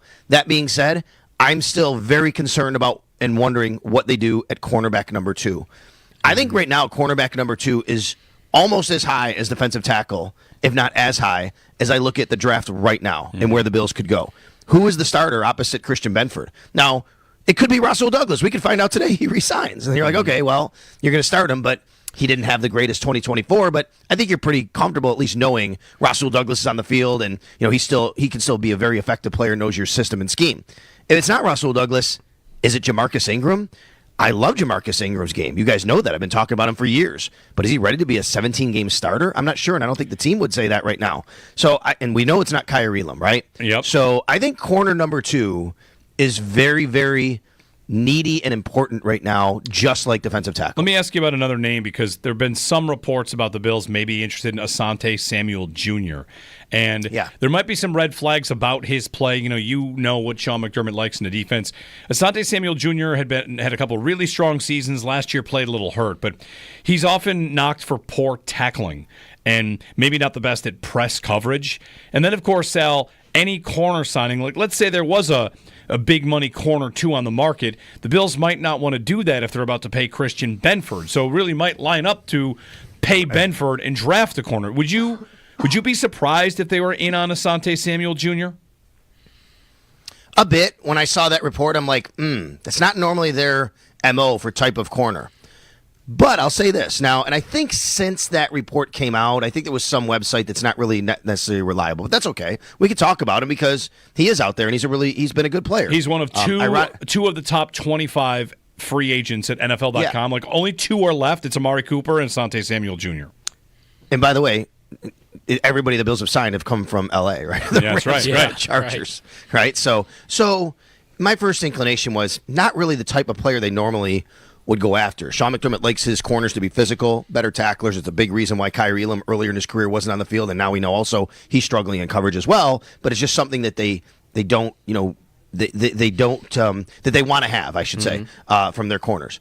But I will also tell you, I remember when he came out of the draft, and I tell you, Sean McDermott talked very highly of him because remember, Sean McDermott coached his dad in Philadelphia, Asante Samuel Sr. He got to know, the family, and he knows Asante and pretty intimately, I think, from that regard. And I don't know exactly how close, but he did speak about him. Now, that being said, I kind of went down the rabbit hole and thought about it a little bit. Haven't we been talking about the Bills possibly going to a little bit more shift in philosophy in secondary? And I thought, well, is one of those shifts in philosophy, if they are going to do it, does it put as much of a premium on tackling at corner, right? Maybe there's a different archetype that they want, it's a different skill set they want at corner. I'd still be a little surprised, especially now with the money they hand out to Bosa. I don't know exactly how much money they've left. We have to see how all this washes out. Josh's contract hasn't hit the books yet. We have to see exactly where all this goes. How much are they counting on the cap for Bosa? Are there void years there? All of that. I would suspect they have, still some money they can go out and do something to, help out in the secondary defensive tackle. But, how much are these guys going to command on the open market? And, what are they willing to pay? I think your point about Benford is really good, though, Jeremy, which is I think to get to this point and not really have, that second corner that you're paying and you go out and you pay in free agency probably tells me they want to make sure that they can pay Christian Benford, and whoever's opposite him is going to have to be on a cheaper deal. I'll say this. That could very well be a draft pick. I'll say this, though, Sal, about the Samuel Jr. idea, like how, okay, he's not as good of a tackler. He's not maybe exactly what you would expect the Bills normally look for. Aren't that would kind of, though, go with the theme of their first couple of signings, wouldn't it? That I heard you on Michael Hoyt yesterday with the afternoon guys, that maybe not the typical signing that you would see from the Bills. And even Bosa, I think, right? Like, how often do you see the Bills go after players with injury risk like that? Tyler Dunn's been making this point a lot this offseason. Like, maybe we see the Bills start to take risks where they don't often do it and maybe think differently about some positions. Would you agree with that? Like, Samuel would maybe kind of fit that theme. Sure. I think that there's always going to be, when you get this close and you haven't been there and you hear about possible changes, there's always going to be those types of things. It could be changes in actually on the field and the coaching staff off the field, or on the field and personnel, obviously, of different philosophies, how you want to run offense, how you want to run defense. We've talked about that. And then different approaches in free agency, different approaches in the draft. Maybe you don't dock guys as much for an injury history.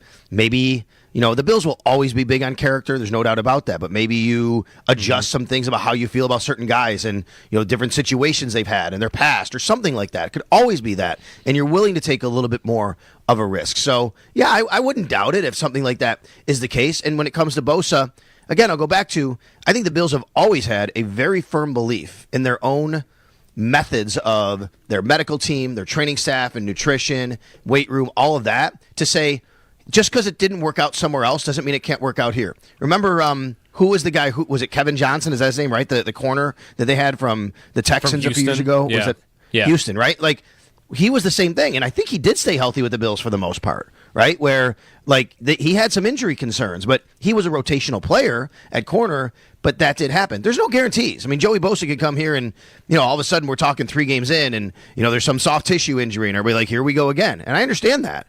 But again, let's go back to I guess the baseline for me would be this, guys, okay? If anybody out there is saying, oh my God, he hasn't stayed healthy and I don't like that, I totally get it. What is the doomsday scenario here with Joey Bosa, and what happens with the Bills if that's the case? If it doesn't work out, if he's not on the field, if he gets injured, then they're still really, really good and maybe still the best team in the AFC, and they're still going to be hoping, and we're all going to be hoping, that they have enough pass rush to get home in the playoffs and in the AFC Championship game to get there. And then you move on. Because, yes, you're right. People keep pointing out to me, well, they're still eating $15 million on Von Miller. No doubt. I'm not here to tell you they're not. Of course they are. So you take the 15 they're eating on Von, and then let's just say Bosa's cap hit. It's not going to be 12, I don't think. You might get some void years. Maybe not, but let's just say it's $12 million. That's $27 million you got on the cap for 2 different people. If you had kept Von, it was 23 just for Von anyway. But the difference is, they've already cleared Von Miller's number for next year. That was a big part of moving on now, which is it's not just about this year. The reason they didn't make Von Miller a June 1 cut, they wanted his number off the books next year. Well, Bosa his number will be off the books next year, whether it works out and they win a Super Bowl or it doesn't work out and he doesn't play. They're not tied to him next year. I guess if you have void years, you'd have to count a little bit of money, though, yes. Sal Capaccio on the Western Hotline on the Bills and their moves. All right. Quickly, Sal, Reggie Gilliam back, Ty Johnson back, Darrington Evans. The Bills locking up some what's that? Yeah, go ahead. No, I was just going to say, offer us a quick thought. We're late as it is, but yes, Darrington Evans is he was here for a little bit earlier, and then there was a little bit of fear maybe Ty Johnson would be squeezed out, but he's back and a part of the team again. Yeah, for sure. Listen, guys, I think Ty Johnson coming back, I think is a really nice addition for the Bills. Obviously, a very good third down back. It is very interesting to me that the Bills have the exact same 6 running back / fullback, counting Gilliam, exact same right now than what they went to training camp with last year. It's exactly what they have.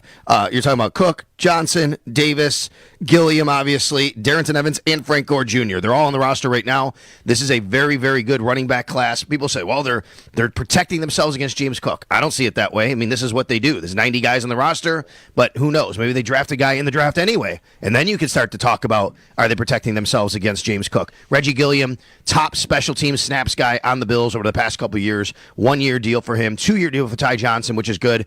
And very quickly, I did add my final State of the Bills position series. It's at the website, WGR550.com. I went through the specialists, and I bring that up, guys, because in my research, did you guys know the only punter on the Bills roster, Jake Camarda is his name? Did you know that he actually was top 5 in the NFL 2 out of the last 3 years in yards per punt? The guy that's on their roster right now, was that? Yes. Okay. He was number 5 in the NFL in 2022 and 2023 in Tampa in yards per punt. 2024 did not start out well for him. They apparently, I think, from what I understand, like maybe coaching and whatever happened, like it was just something in his head. I don't know, but it just didn't go well, so they moved on from him. But I was stunned when I looked at his numbers and said, holy cow, they're getting a guy with a big leg here that's actually done pretty well in the NFL, and he's still young. Okay. You don't want Ryan Stonehouse? I saw he got that's fine. They can go out and get him. I do think they will add another punter, and All that could very well be the guy. Well, for anybody who wants to know out there, Ryan Stonehouse is like the biggest name in punting on the free agent market, right? Like, go get Ryan, go get the big gun, Ryan Stonehouse. Yeah, for sure. They could do that. I just thought it was very interesting. And so anyway, that's up at the website, WGR550.com. The specialists. We have a story on Joey Bosa up there, as well as Ty Johnson and Reggie Gilliam returning. Very good. Thanks, Sal. You got it, guys. We'll get a break in Joe's Sabres strategy segment coming up. Joe Marino, top of the hour, to check in on Bosa, on Michael Hoyt, on Josh Palmer. It's Jeremy and Joe here on WGR.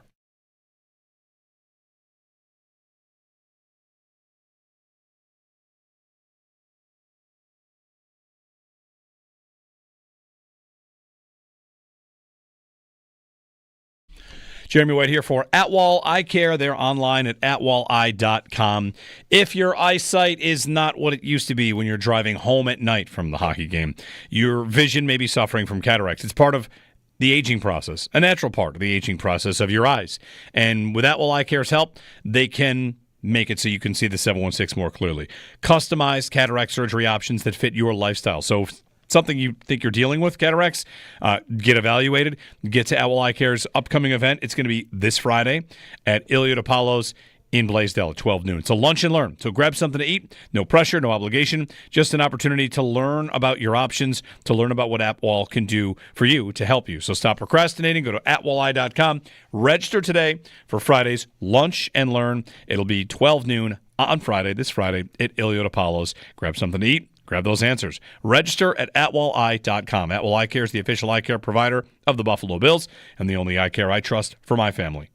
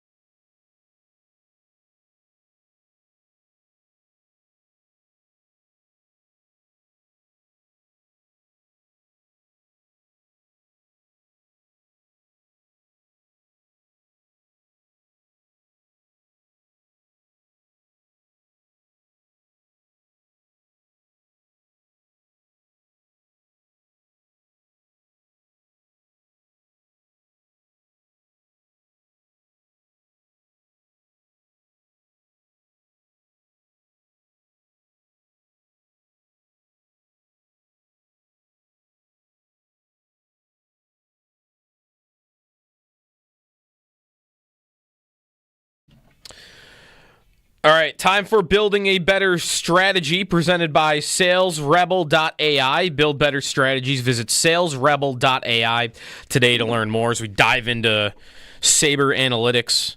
The stretch here of 9 games since the Four Nations break ended. Number 1 on the Buffalo Sabres in Corsi, expected goals for, scoring chances for. Every number is Zach Benson, who's becoming more and more of an analytics darling. But he doesn't play a lot lately, so maybe give him a few more minutes. Analytics darling. Can he ever be a score sheet darling? That's the thing. Is that rude? He's never on the score sheet. Well, he kind of can't shoot. Yet, I still want to say. Yet. So, yeah, I don't know what to... I agree with you. All right. He's got 21 points. So it's not like I'm putting him out there more and expecting them to score more, but... All right, 803-0550. Joe Marino, Locked On Bills podcast, Locked On NFL Scouting podcast as well. His thoughts on Joey Bosa, Josh Palmer, and Michael Hoyt, and what's next. Of course, we chat about the Bills with Joe on Wednesdays. He joins us next on WGR.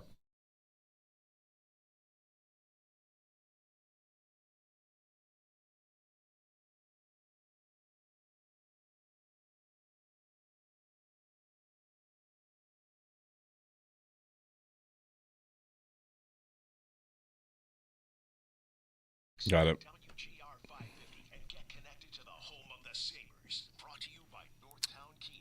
Check out the 2025 Kia K4 sedan. Named finalist for the 2025 North American Car of the Year.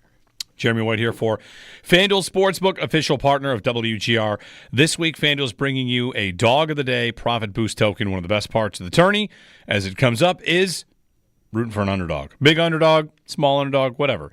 You like your 8-9, you like your 116, whatever it is. Doesn't have to be just the seed. It's the underdog in the game. Sometimes a 12 is favored.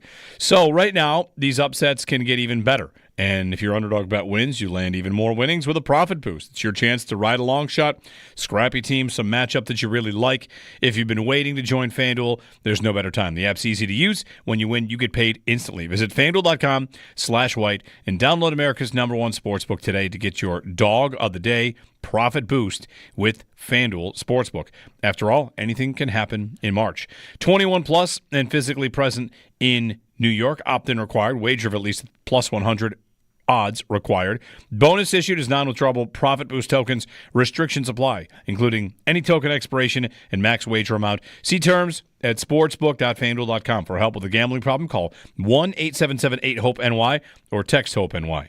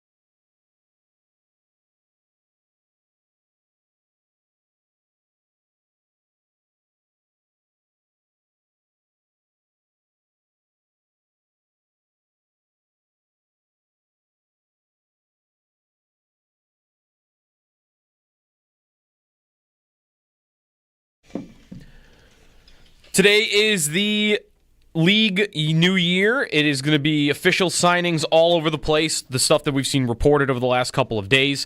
Last night, that was Joey Bosa to the Bills, signing the former Chargers defensive end, $15 million on a one-year deal. $12 million of that, roughly, is guaranteed. Bosa, who has had injury problems throughout his career, did play 15 games last year, had 5 sacks, and did make the Pro Bowl. Had some good underlying numbers, too. We'll talk more about it with Joe Marino coming up next. Bosa signs. Also, Ty Johnson is back on a 2-year deal. So is Reggie Gilliam on a 1-year deal, and running back Darrington Evans on a 1-year deal. So the Bills' backfield will look probably the same as it did last year. Elsewhere around the NFL, DeAndre Hopkins to Baltimore, 1 year, $6 million. Daniel Jones to Indianapolis, 1 year, $14 million. The expectation is that he will compete with Anthony Richardson in training camp for the starting job. Mike Garafolo reports Aaron Rodgers has had great conversations with the Giants. Sounds as though it's down to the Giants and the Steelers for Rodgers. Sabres in action tonight, 7:30 against Detroit. Rasmus Dahlin says the rumor is not true that he told Kevin Adams that if things don't turn around, he will want out of Buffalo. And in golf, Tiger Woods tears his Achilles. He announced that yesterday, so no competitive golf for him for a while. Tomorrow is the start of the Players' Championship at Sawgrass. That's your Paddock Chevrolet Sports Update. Paddock Chevrolet celebrating 90 years of business.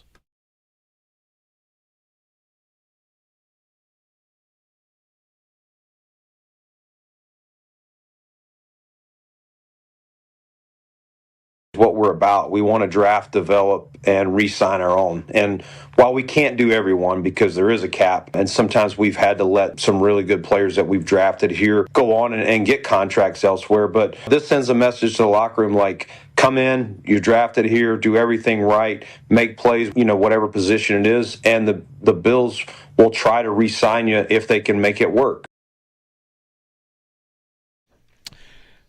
Brandon Beane on his approach. Bills made a couple signings here in free agency. Actually, no signings, just agreeing to terms. Signings happened today. So could see your pictures of Bosa, Hoyt, Josh Palmer, maybe all on one plane, depending if they're all in L.A. Jeremy and Joe, good Wednesday morning. Chillier today, but sunny out. I was stunned to see the temperature when I woke up. Yeah, high of 40 today, so chilly. Fine. But nice outside. Joe Marino of the Locked On Bills podcast and Locked On NFL Scouting podcast joining us on the Western Hotline. Good morning, Joe. Good morning, guys. Hope you're doing well. Happy start of the league year, even though an awful lot happened in the last 2 days. Right. It's so weird, right? I mean, you said it right there. It's agreed to terms. Everything is agreed to terms. And you wonder who's going to be the Anthony Barr, who's going to be the J.D. McKissick, right? But for the most part, I think so much of the movement has already happened. So it's the unceremonious start of the league year today at 4. And let's just go ahead and assume the Bills' agreements are going to, in fact, get signed to paper. Let's start with the most recent one, Joey Bosa. The Bills go $12 million on Joey Bosa for 1 year to try and get help off the edge. How do you like the player, the gamble, the move, Joe?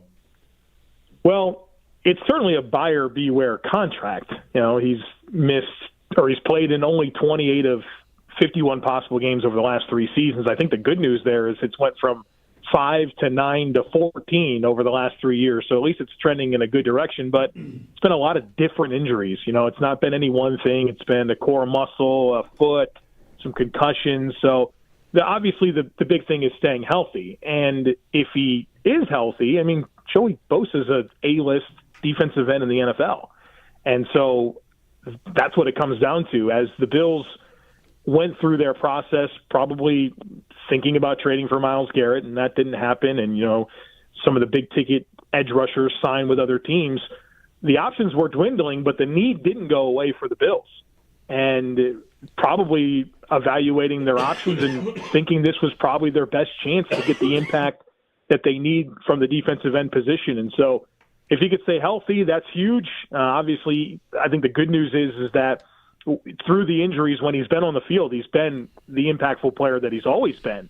And I hope that the Bills' rotation can certainly help get the most out of Bosa. And it's a big year for him. I mean, this is his age 30 season. He turns 30 in July. And if he's healthy and does the thing he's supposed to do, he's going to get a big old paycheck next offseason. So hopefully the Bills can be the beneficiaries of a really important season for Joey Bosa. Was last year, too, one of those years for you where he still looked like he could produce? It was the first year of his career where he would have at least been on pace for double-digit sacks. You got to do it by pace with him. But that's just sacks. I mean, a lot of the other numbers pointed to he was still pretty productive. Yeah, actually, of course, this news comes through last night at like 9:30, and I'm a go-to-sleep by 9 guy. And I'm sure you guys, morning radio guys, I'm sure that's your goals as well. So I crawl out of bed and just watch an hour of tape to get myself familiar with where he's at. And, I don't think I'm watching vintage Bosa, Ohio State into those first 5 years where he, was terrific. But still a very technical player, a high motor player, physical, a lot of functional strength that you can see. And what's interesting is, he's played in odd front defenses as well, kind of a 3-4 outside linebacker type player. So it's going to be a little bit of a different world for him in Buffalo schematically, but certainly the chance to get up the field and be part of this mix. I certainly still saw a very, very capable player, even though maybe I wouldn't say that it's the same level of dynamic athlete that you saw, 5-6 years ago. When it comes to the position overall, the group, do you feel like edge has now, with the extension for Rousseau and Bosa added to the mix here? I mean, he's kind of swapped in for Vaughn. Do you still want a young one added early, or is it just it's pushed down the chart a little bit in terms of the positions they should probably attack at the top of the draft?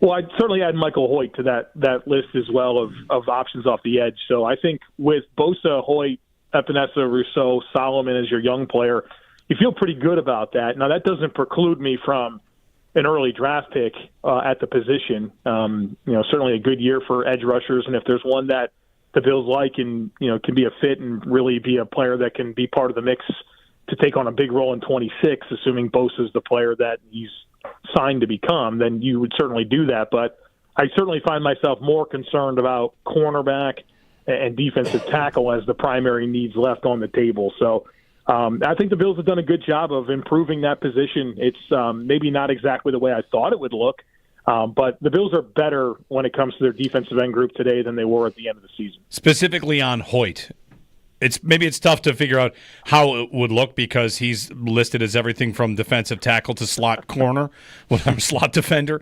What do you make of this player? Man, he's a lot of fun to watch. I just did a film piece that I shared on social media and breaking down his clips, and he's such a unique player, and I'm very curious to see what the Bills do with him because he's, like you said, lining up as a 3-4 rush outside linebacker. He's playing stack linebacker, reading run plays and getting downhill and flowing laterally to the football, sometimes dropping into coverage and playing out in the slot. I mean, just a really unique guy. Comes into the NFL as a undrafted free agent out of Brown. That's a 310-pound defensive tackle. Now he's like 267, and you can see a really dynamic athlete. And so I don't think we should be looking at him as the difference in the defense, but as a really unique piece that can be deployed in a bunch of different ways, that can diversify the fronts, that's athletic and physical, and he plays with that type of strain that you'd expect from a guy that has had a uphill battle to get to where he is in the NFL. I think he's going to win over the fan base pretty quickly, and very much a do-everything guy that gives this defense a creative chess piece. And I'm not sure I've really looked at the Bills' defense under McDermott and felt like that's been something they've used much of, and so I'm kind of curious to see how this impacts the scheme moving forward. How good is the Lorenzo Alexander comparison for you? I mean, there's a size difference there, I think, to start, right? Yeah, it's not bad. I mean, they're such unique players. I think you can appreciate how they both are very terrific athletes that were former linemen that now play in space and can do a lot of different things. But maybe there is a similar arc there. I don't mind invoking the name, but Lorenzo was such an asset as a leader, and maybe Michael Hoyt could be that as well. He certainly comes with rave reviews, and people talk highly of the leadership and the type of lunch pail guy that he is. But I think it's fair, although I don't want to get too crazy. Joe Marino, Locked On Bills podcast, joining us. To Josh Palmer, who I know you're a big fan of this signing. You were, championing might be a little strong, Joe, but you like the player, you like the fit. Yeah, no doubt. I mean, I took every chance that I could to talk about Josh Palmer as a player that I thought would be the type of investment that made sense to me for the Bills in free agency. You know, I going through and studying all these options, and like the sirens were going off. It's like, this is kind of exactly the type of player that the Bills need, where, you know, primarily an outside player, so no more of the, he's the best in the slot and you got too many slot options.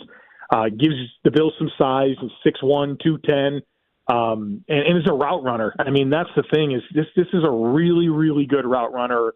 Doesn't tip his routes, very technical, smooth in and out of breaks, just has a really good feel for being able to manipulate that corner and then get open. And, you know, he can win on the horizontal plane, and he's just very, very savvy with the route running. And I thought that's what the Bills needed. They faced more man coverage than any team over the last 2 years, and they needed some receiver talent that can make teams pay for playing man coverage. And, you know, not only does the film support that he's a good route runner, but the separation data from Fantasy Points Data Suite will tell you that this is like a top 10 player in terms of route win rate in the NFL. And so gets a good chance to play with Josh Allen. You know, first 3 years of his career, he's behind Keenan Allen and Mike Williams, and obviously they've had tight ends and Austin Eckler that they throw the ball to. And this past year, you know, they become a run-heavy team, and Lad McConkey emerges, and Quentin Johnston's a first-round pick they're trying to get going.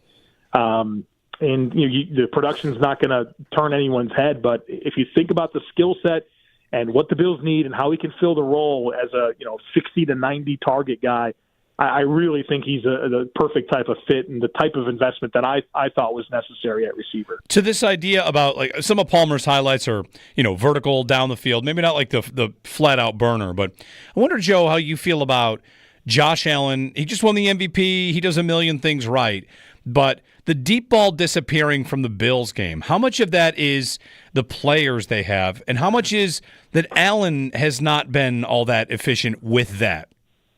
Well, they certainly tried. I mean, Josh Allen threw deep at the fifth highest rate of any quarterback in the NFL last season. So it was on the menu. It just wasn't very effective. And I think I've kind of gotten into this before, where just metrically, however you want to metrically evaluate vertical passing, whether it's EPA or passer rating, completion percentage over expectation. I mean, the numbers were terrible. I mean, it's talking about a bottom 5 vertical passing offense.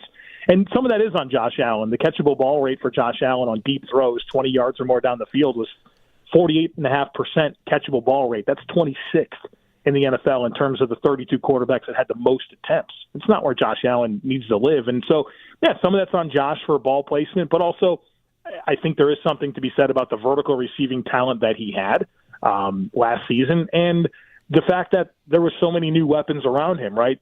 It's a low-efficiency play to begin with, and it's even more difficult when you don't have guys that are necessarily tailored for that role, combined with trying to get the chemistry down with that many new pieces. So I think it's a kind of a salad of all of that baked together, but it's definitely an area of this offense that I think needs to be better. That would be huge if it does happen, because Josh is always going to kind of search for some of those deep throws down the field. Like, even though it wasn't effective, like I said, 5th highest deep throw rate in the NFL. So Palmer's not going to just run by everybody. That's not what he's going to do, but he's very technical. And, I saw a lot of plays where they're able to kind of get him ISO'd up one-on-one and off-man coverage, and he's really able to kind of manufacture that space and get those corners to really commit with driving on a break that might be a false step, and now all of a sudden he's got a little space to get down the field and he's able to get loose. So he wins down the field in some different types of ways, but it's, if you're looking for him to run a straight line and get past everybody, that's not his game. Do you have any draft ideas, draft crushes you can give me for this role? Because Mac Hollins out the door, and there's probably room for at least one more addition at receiver, and I would imagine they might look for that burner in the draft. Well, Matthew Golden's the guy, right? If you want the vertical down the field, the route winner, stretch the field, it's Matthew Golden. And I think that dream ended at the Combine. It wasn't – before the Combine, he was mocked to the Bills at pick 30 and sometimes not even in the first round. And I was very surprised because he was like my first receiver draft crush of the year. My wide receiver one, like when I watched him several months ago, I fell in love with the player. I had him higher than Ted McMillan pretty comfortably, and I think people are coming around to that. And so with that dream over, I think my new guy is Jalen Knoll out of Iowa State, who gives that verticality, a lot of down-the-field production last year for Iowa State. Return upside, if you're looking for explosive plays that can be run after the catch or throw the ball down the field because they can win vertically, that's kind of my new target, and wouldn't probably make sense for one of the Bills' second-round picks if they wanted to go that route. With free agency kind of like it's kind of not wrapped up, but a lot of the big names, I should say, are the ones that are off the board. I just looked up Joe PFF's top remaining free agents. The top 3 are all former Bills. It's Cooper, Diggs, and Douglas, and 2 of which you wouldn't at all think about for the Bills. So is there a name that's still out there that isn't committed to a team yet that you're thinking about for them? Well, when Dalvin Tomlinson gets released later today by the Browns, that's going to very quickly become the free agent that I hope the Bills sign as a nose tackle. But, I go to the corners, and, it feels like the options are interesting. Like Asante Samuel's the big name left. Is he a fit for the Bills?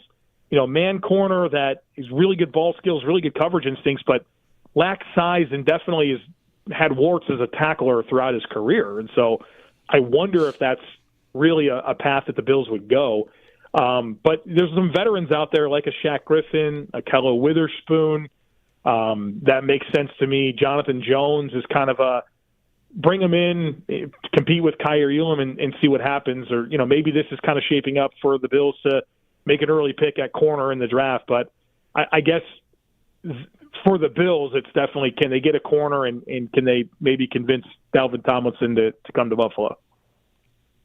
Calais Campbell here. Any idea? Any thought there? I mean, I saw his havoc rate's pretty high. He's an older guy, and I know we don't want the Bills to just go all in on all the old guys.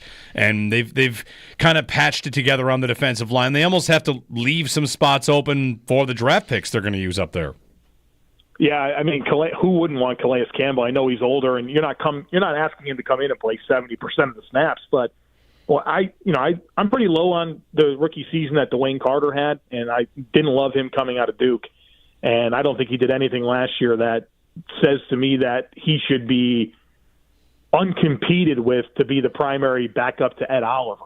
And so if you get Calais Campbell to come in there and fill that 25-30% of snaps role on a modest deal, yeah, I think anyone should want to sign up for that. Yeah. Tackle, though, especially what you just said about Dwayne Carter, there should be room for 2 more meaningful ads, right, at that position? Because even if they added a Campbell, unless I'm not remembering right what type of player he is, you're still going to need that Tomlinson type nose tackle, bigger space eater, no? 100%. Yeah. I think the Bills need to get a meaningful player at nose tackle to platoon with Daquan Jones, in addition to another player that gives rush upside to go with Oliver and Dwayne Carter. So, yes, I do think there is room for 2 more players that are going to get run. And I think kind of with that, as you look at Daquan Jones as maybe a guy that should be maybe a 40% of snaps player. So, yes, 100% with you that there's room for 2 more rostered players that are part of the mix on a weekly basis. Joe Marino, Locked On Bills podcast and Locked On NFL Scouting. Last one, Joe, non-Bills. The Justin Fields to the Jets and in the division addition. Do you feel like there's any chance that works? I've always been a Justin Fields fan. I'm not going to lie. I loved him at Ohio State. Now, obviously, he hasn't really done much in the NFL that is inspiring, that he can be a consistent player in terms of the throwing piece and running the offense. But, I mean, it's not a big investment for the Jets. It's 2 years, $40 million, which is really not much for a starting quarterback. So I think there's still options on the table, but I think he's going to have a chance to start for them. And, we've seen this rehab stuff happening with quarterbacks. I mean, Baker Mayfield and Sam Darnold. It literally happened. And, I think it's a worthwhile swing for the Jets at pick number 7. They're kind of on the outside looking in for, the Cam Ward, if that's the guy they like. That feels like the opinions on Shedeur Sanders are going to be all over the place. Are they a Jackson Dart team? Is that the range that he's going to go? So it feels like a worthwhile swing. If I'm the Jets, I'd rather do that than Russell Wilson or, give all – obviously Sam Darnold's not going to the Jets. So they didn't have a lot of options. So I think it's a worthwhile swing, and obviously he gives you a physical upside and can run around a little bit, and so I think he's a decent floor, but certainly doesn't give them their long-term answer unless he proves otherwise. Very good. Joe Marino, Locked On Bills podcast. And also, Joe, tell everyone how they can sign up for your text club. I'm in your text club. I'm getting your breakdowns when the Bills sign somebody. So, you got Locked On Bills, you got Locked On NFL Scouting. What about the text club? Yeah, appreciate that. We have a subtext community. If you go to any podcast that I do, there's a link in the show notes where you can become part of the different community-oriented things that I've done around the podcast, which does include a text club where I send out, messages to listeners about Bills news as it breaks and give you my first reaction, and you get into our Discord channel. And I also have a Substack where I kind of supplement the conversations that I have on the podcast with articles and film breakdowns. So a lot of different things that I have going on. Appreciate the chance to shout that out, and you can check it out. There's a link in the show notes for any podcast that I do. Very good. Thanks, Joe. All right, guys. Thank you. Joe Marino, Locked On Bills podcast. The text club stuff, it's super useful. I get a text from it comes up on my phone, Joe Marino's text club, and then there it is, Bill signed this guy, and here's some breakdowns of him. Here's what he does, blah, blah, blah. Bills also got comp picks yesterday. They're up to 10 picks. Yeah. Joe, that's too many picks. That was my first reaction. They got 2 fifths yesterday, right? They got one for Leonard Floyd last year and one for Gabe Davis, leaving and signing big contracts. So first, 2 seconds, and then it's what? 2 fourths, 3 fifths, and 2 sixths? 3 sixths? I think it's 3 sixths. 3 sixths? Too many picks. They're not all going to make the team. Trade up. Somewhere trade up. I'm just ready to finally stop asking for them to trade up and take Matthew Golden and watch them go ahead and do that. All right, we'll get a break in. Paul on the other side, more of your phone calls as well. A Chargers guest at 9:30 to tell us about Joey Bosa and Josh Palmer, and Paul coming up to deal with the Rasmus Dahlin fallout, which we talked about, the report/gossip, I guess, the hot goss from Paul Bissonnette that Dahlin told Kevin Adams if it doesn't turn around quickly, he wants out. Dahlin refuted that. Paul was there. We'll talk about it with the Sabres beat reporter coming up and get you ready for Sabres and Red Wings tonight here on WGR.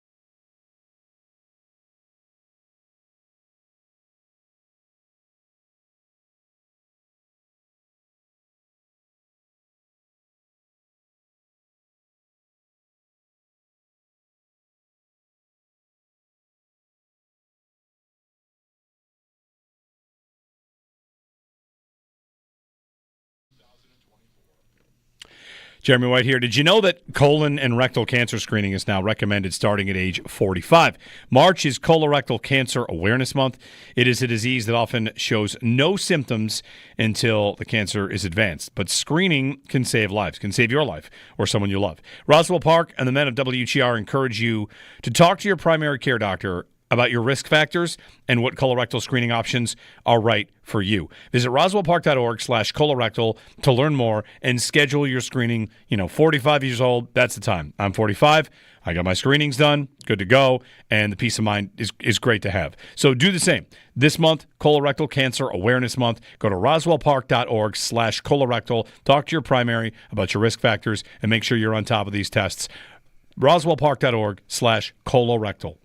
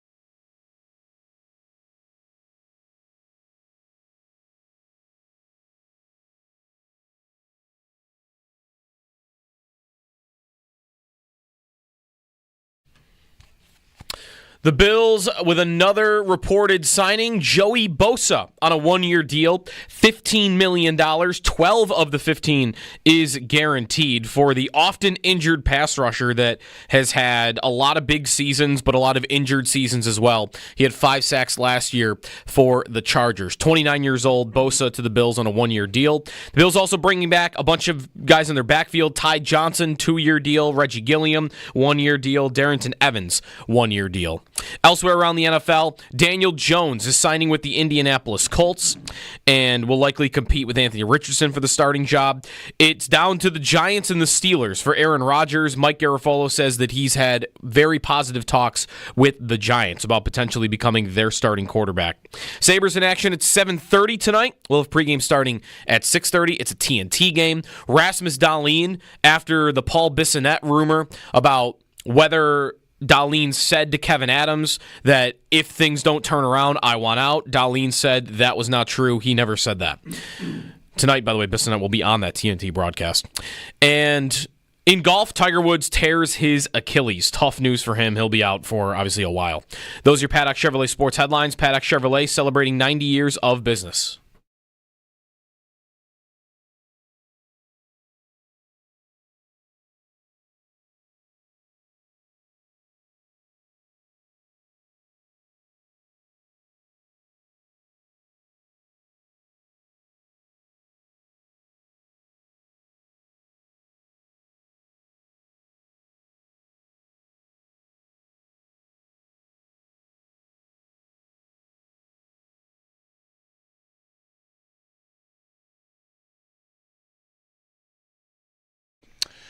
Mr. Paul Hamilton joining us. His appearance brought to you by Relax Honda. Relax, we got this. Paul, of course, the big news. Everyone's waiting to hear your opinion. Jalen Knoll or Jaden Higgins? Which Iowa State wide receiver is a better fit for the Bills? They both are excellent receivers. Higgins probably is the better receiver. Knoll's the faster receiver. Okay. But Higgins he's the type of guy that can get off the line of scrimmage. He's always open. I mean, just always open. When Rocco Beck needed a first down or needed a play, he always went to him, and he was always there, and he catches everything. I mean, you get it near him, he catches it. He's good near the end zone, good in the red zone. You know, he'll find a way to get open and find his way to the end zone, and he's a big receiver. As I said, he's not a sprinter by any means. He's not the slowest thing in the world either. He's not a sprinter by any means, but he's just a good route runner, and it just seemed like every time you needed a play, he was there to make it and would make it, and he can catch the ball in traffic too. All right, there you go. Our Iowa State football reporter, Paul Hamilton. Yeah, either one of those guys. Anyway, Paul, also Sabres beat reporter. Sabres and Red Wings tonight. And, Paul, yesterday we had a little dust-up with the Sabres with Rasmus Dahlin, Paul Bissonnette. The captain came out, wanted to, squash any report that he had asked out if things don't turn around. Take us through how it all went down there. Yeah, and then Bissonnette comes out and basically walks it back. He basically made it up. He was playing connect the dots. Well, if he talked to Adams, then he must have told him that either it gets better or I'm gone type of a thing. No, that's not the way it went. And as I said, he walked it back later. So it was just one of those irresponsible reports by him. But Dahlin wanted to make sure. Excuse me, that everybody knows that he did not say. Yes, they had a meeting. I mean, Adams talked about it. On Friday, that they had talked, and he basically sat down with him and wanted to go over the team and get his thoughts on the team, and let him know what he was thinking also, and where he feels the team needs to go and will be going, and what he's going to do to fix it, and get ideas from Dahlin too. He wanted to hear from his captain. That's what the meeting was about. Did Dahlin? I saw Mike Harrington tweet this out, Paul. Did Dahlin requested to speak to the media yesterday himself? Mike said he did. I did not hear that. I had asked to talk to him. And others had also. I don't know if Mike pulled him aside afterwards or whatever, but it wouldn't have surprised me. I mean, because he would want to get that straightened out because in his mind it's the furthest thing from the truth, and he doesn't want people. He loves Buffalo, and he's said it many, many times. And he was looking forward to being captain, and he's looking forward, as he said too. He goes, "I'm part of the reason why we're here like this." He goes, "I haven't been good enough." So he said, why would I want to, ask to be traded when I've been part of the problem so far, and I have to be better. How do you feel like then Adams does with Dahlin? Like, should even treat him, keeping him, the conversation they have last week, like how important that is for him to kind of hear him out on the direction of the team and then keep him up to speed on like what they're thinking? Oh, I think it's very important to hear from your captain. I think the coach should hear from the captain too, to get his ideas and to see what he thinks, and see what he thinks the temperature of the room is and where they need to go from here. And so, no, I think it's very important that both the GM and the coach stay in contact with the captain and find out what he thinks. I think. Adams and, Lindy's in the locker room when he's talking to them and stuff, but, they're not in player meetings and that type of thing, and they want to know what the players feel and how they feel and, what are they thinking and those types of things. So those meetings are very important, and they're done on probably every team, and that's part of what your responsibility is as captain. Paul Hamilton with us on the West Her hotline. The timeline, it's kind of interesting, like the conversation, Paul, about Dahlin, even if he doesn't say, and I think now we're at a point where everyone feels like he did not say, I want to leave if things don't turn around. If things don't turn around, this is kind of how it happened with Eichel, right? And even though that ended up being true, it doesn't kind of feel inevitable that the longer the Sabres don't win, that there's just gonna be stuff like this, days like yesterday where someone says something and it probably will get centered around Dahlin just simply because he's seen as the Sabres' best player. When's he gonna want out, because this is year 7 and he still hasn't won. Well, that's the thing. I mean, and part of the problem, I think he doesn't play as well as he can, is he gets all tied up with the losing. He hates losing so much, and you can just see it on the ice. Then he tries to be Superman at times, and that's when he gets himself in a jackpot. He starts giving the puck away or taking bad penalties, or he basically just kind of loses his mind out there because he gets so upset and tied up in knots that they're losing all the time, and I think it annoys him. Why can't the team be better? Because I think he does feel there are good players in that room, and I think we talked about it after the last game against Edmonton. They go out and play the way they're capable of playing. They basically keep the 2 best players in the NHL, under control. They had a few opportunities, but they got good goaltending but basically kept them under control, played the game the way it was supposed to be played their game, and had a nice win. And I think that aggravates him even more, that they are capable of doing that. And when they do it, they are a good team. But I think it just boggles his mind. It's like, why can't we do this all the time? And, I think that's probably one of the biggest conversations that he has with players or coaches or general managers is, what do we have to do to get this team to play up to its potential all the time, where they could be in a playoff race if they did that? Paul Hamilton on the Western Hotline. Thank you, Paul. Enjoy tonight's game. No problem, guys. Take care. Sabres and Red Wings tonight, 7:30. TNT game. Yes. And the Red Wings... I like the TNT broadcast. I like the setup. I think it's fine, yeah.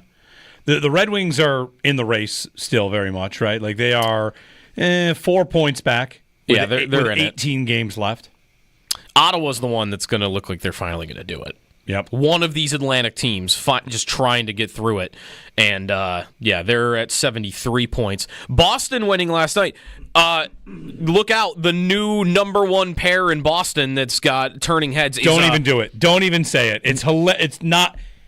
It's unintentionally... Arguably the best defense core in the NHL going right now. Their best pairing in the NHL going right now. I've seen some advanced numbers that this new pairing is a miracle in progress, and it is who? Nikita Zadorov and Henry Jokiharju.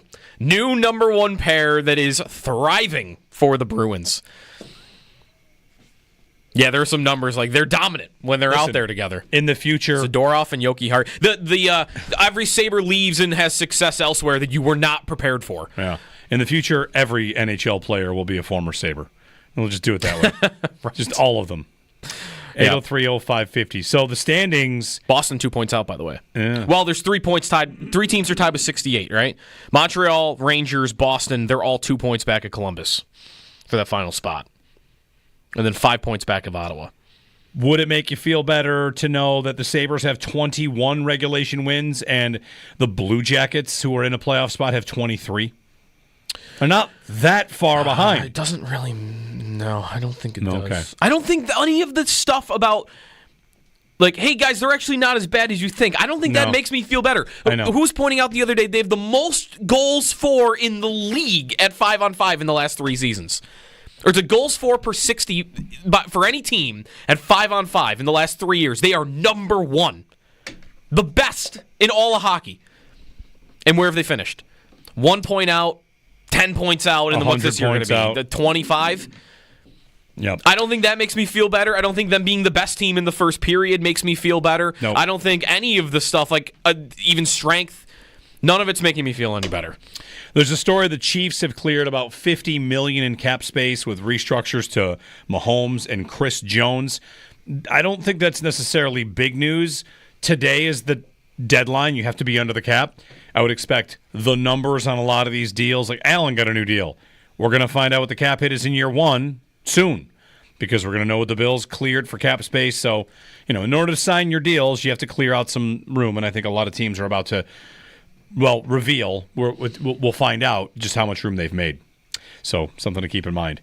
Worst Call Wednesday, when we get back, has to do, I'm ready, I've got a contrarian take on the draft here.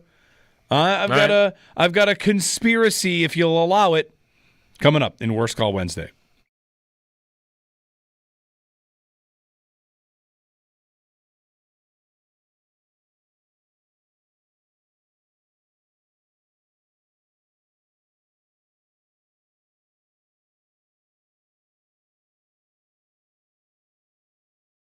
Jeremy White here for FanDuel Sportsbook, official partner of WGR.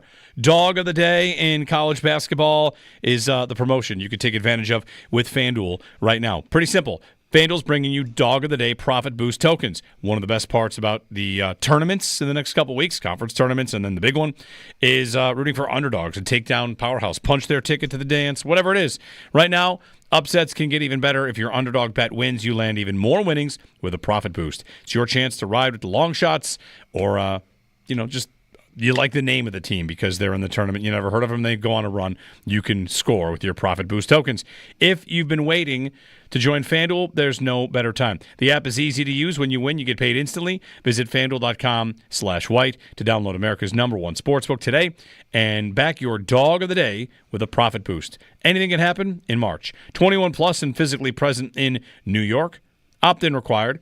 Wager of at least plus 100 odds required. Bonus issued is non-withdrawable bonus profit boost tokens, rather. Restrictions apply, including token expiration and max wager amount. See terms at sportsbook.fanduel.com for help with a gambling problem. Call 1-877-8-HOPE-NY or text HOPE-NY.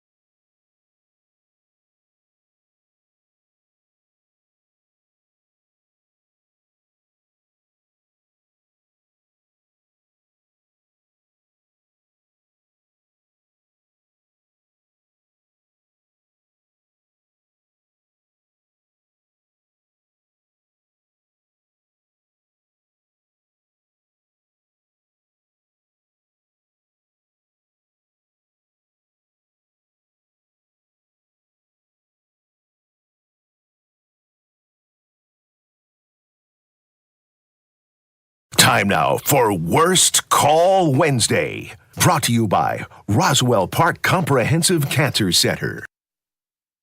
Where is this negativity coming from? And like, it's on the field and then a little bit off the field with how he interviewed with one coach at the combine. It feels like it was a smear campaign, because once it happened, then all of a sudden it's boom. People have been at this game, so to speak, of trying to talk certain prospects down for years. Deion is a lightning rod. That's where it starts. It doesn't even start with Shedeur.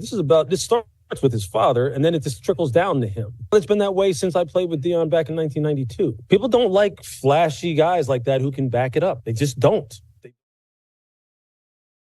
Ryan Clark on the Dan Patrick Show. Time for Worst Call Wednesday. I'm going to offer you a spicy contradiction here. No, counterpoint. I think it's more likely that Shedeur Sanders is going to be protected because of his father. There's Ryan Clark, who played with Deion. Yeah. Deion's been in the media before.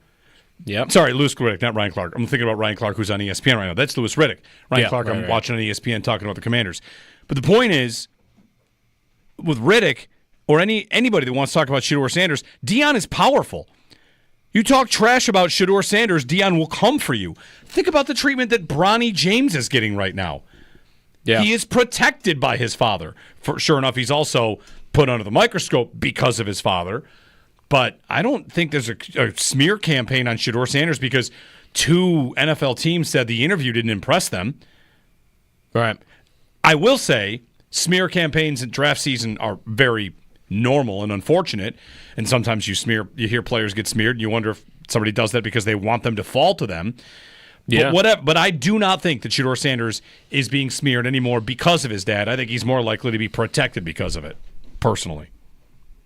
That's right. Any behavior that he has that could be misconstrued as poisonous or whatever could get explained away by his last name. His dad was brash too. Yeah, but his dad was amazing. That's what I mean. He's going to get that cover of, well, that's how Deion was. And that's going to be a shield for him.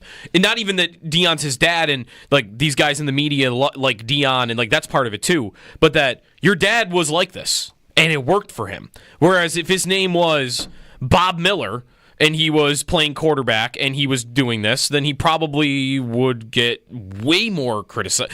He wouldn't maybe get way more criticized, he just wouldn't be explained away as easily. And there's those that believe he's trying to eliminate some teams from even considering taking him because Deion doesn't want him to go to certain teams. See, now, if his game starts getting picked apart and that's being called a smear campaign, then to me it's just we're going off the rails. Because is that going to be the point from Dan Patrick and Louis Riddick? If we start pointing out, hey, I don't think he's going to be a good quarterback because he takes 1 million sacks and he's actually not that athletic. Oh, smear campaign, no one wants him to succeed.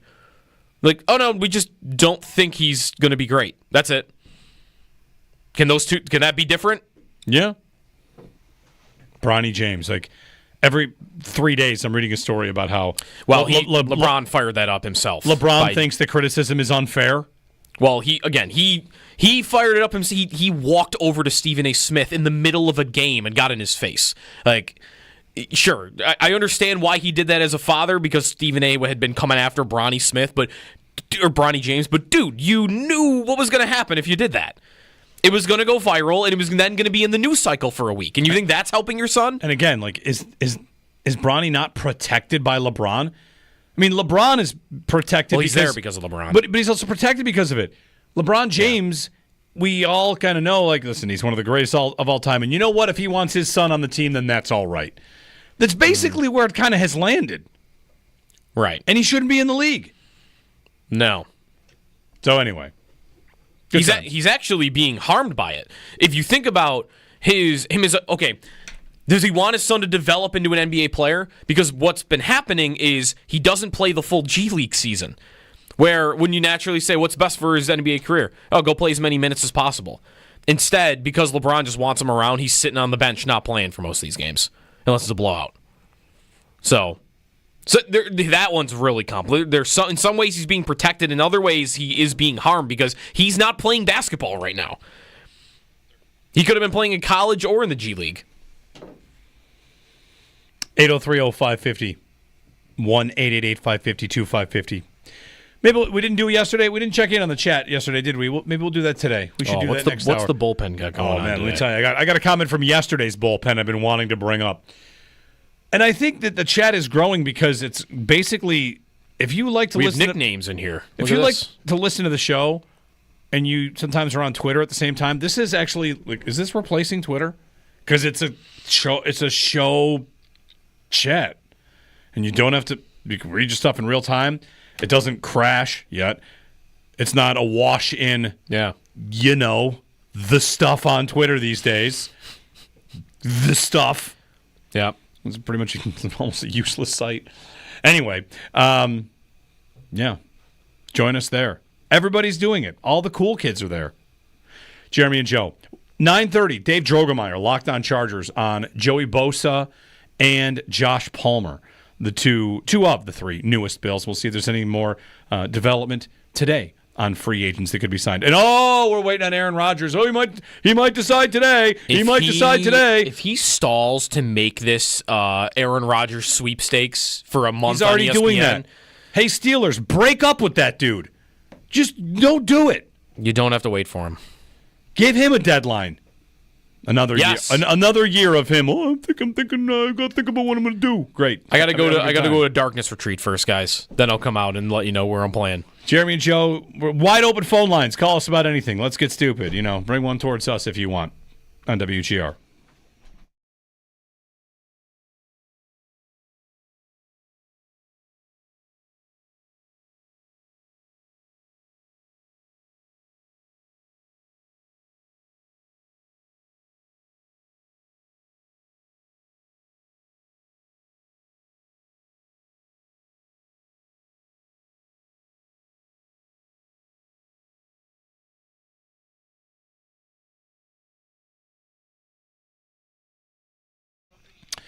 That segment was, of course, Worst Call Wednesday, brought to you by Roswell Park Comprehensive Cancer Center. The worst call you could make is to skip your recommended cancer screenings. To learn more about potentially life-saving screening recommendations and guidelines, visit roswellpark.org/screening.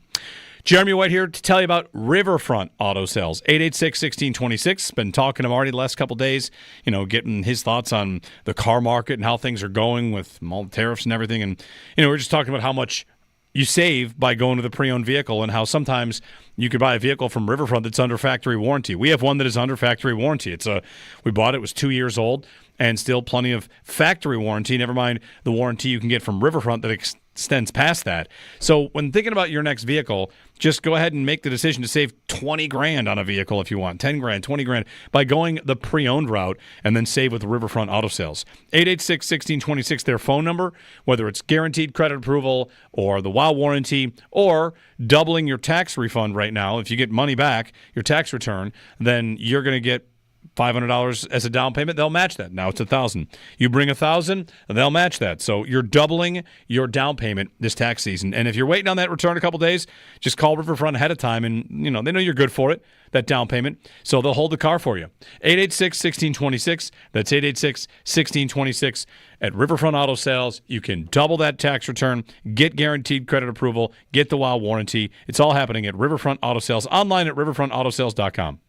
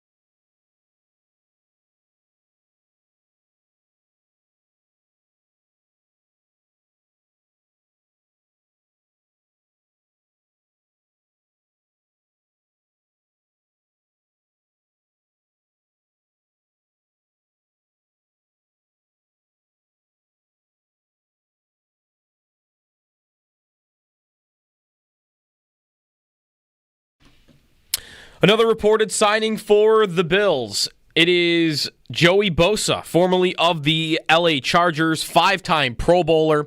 Last year had 5 sacks for the Chargers, and he's been often injured in his career, which is why it's only a 1-year deal worth $15 million. Guaranteed $12 million, though, of the 15. So Bosa to the Bills. The Bills also yesterday reportedly signing back some of their own in the backfield. Ty Johnson, Reggie Gilliam, and Darrington Evans. Today is the new league year, so a lot of these moves will likely be made official.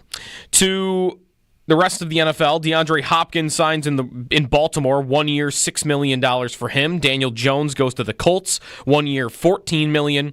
He was thought of a option for the Vikings, so right now they just sit with J.J. McCarthy on the roster at quarterback.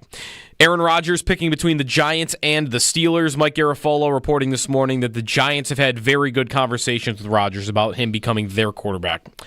Sabres in action at 7:30 tonight against the Red Wings. It's a TNT game. You can listen to Dan and Rob here on WGR. Pregame starts at 6:30. Rasmus Dahlin says that the Paul Bissonnette rumor about Dahlin telling Kevin Adams that if things don't turn around, he'll want out. Dahlin says that is not true. And in golf, Tiger Woods tore his Achilles. He announced that yesterday. The Players' Championship begins tomorrow at TPC Sawgrass. That's your Paddock Chevrolet Sports Update. Paddock Chevrolet celebrating 90 years of business.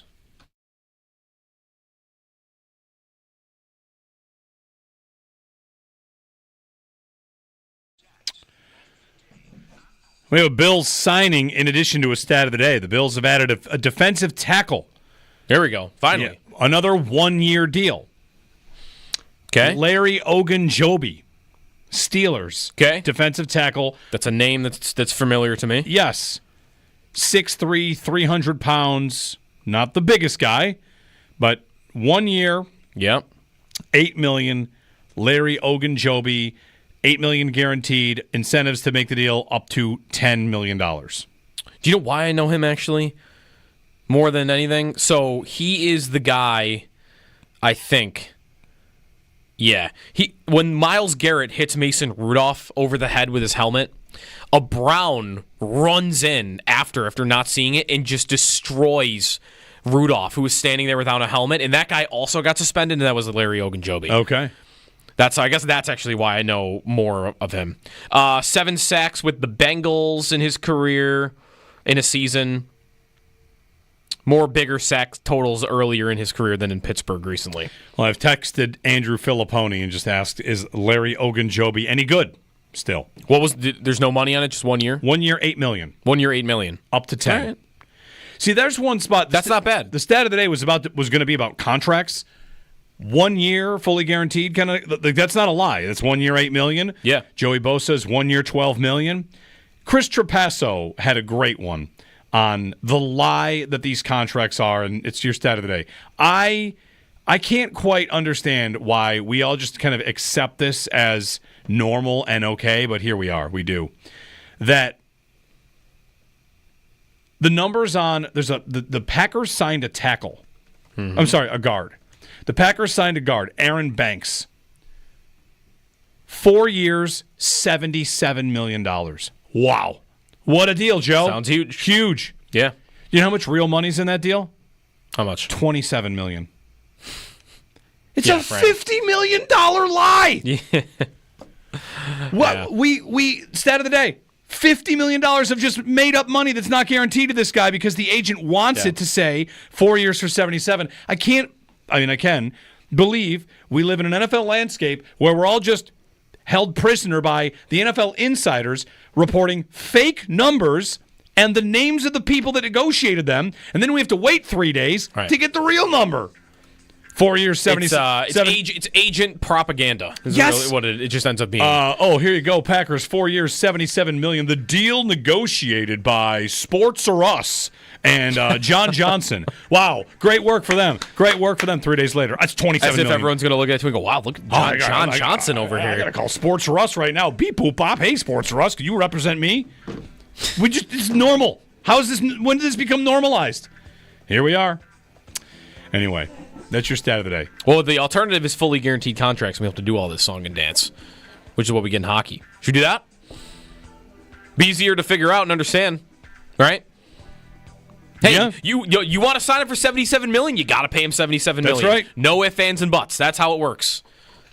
Come on, NFL. This is the number one reason the NFL. Although I don't think I want that. It would be nice for the players, but teams getting locked into bad deals is not great for your own team. I think if you want them to spend and take risks, and Well, this is why I want guaranteed contracts.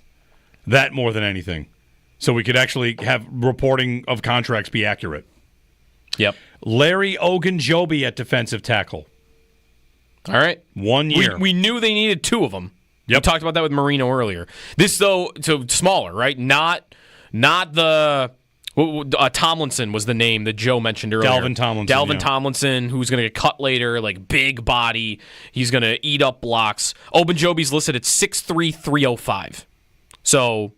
Bigger than Ed Oliver, but not by much. Not the space eater, no. So right, this is maybe more of I'll look up some of his numbers. Feels like more of like the penetrating type of tackle than the monster that's going to take up blocks and stop the run. And his grades at PFF are middle, bottom of the road, lower middle. All right. Nothing great against the pass, against the run. Nothing too crazy.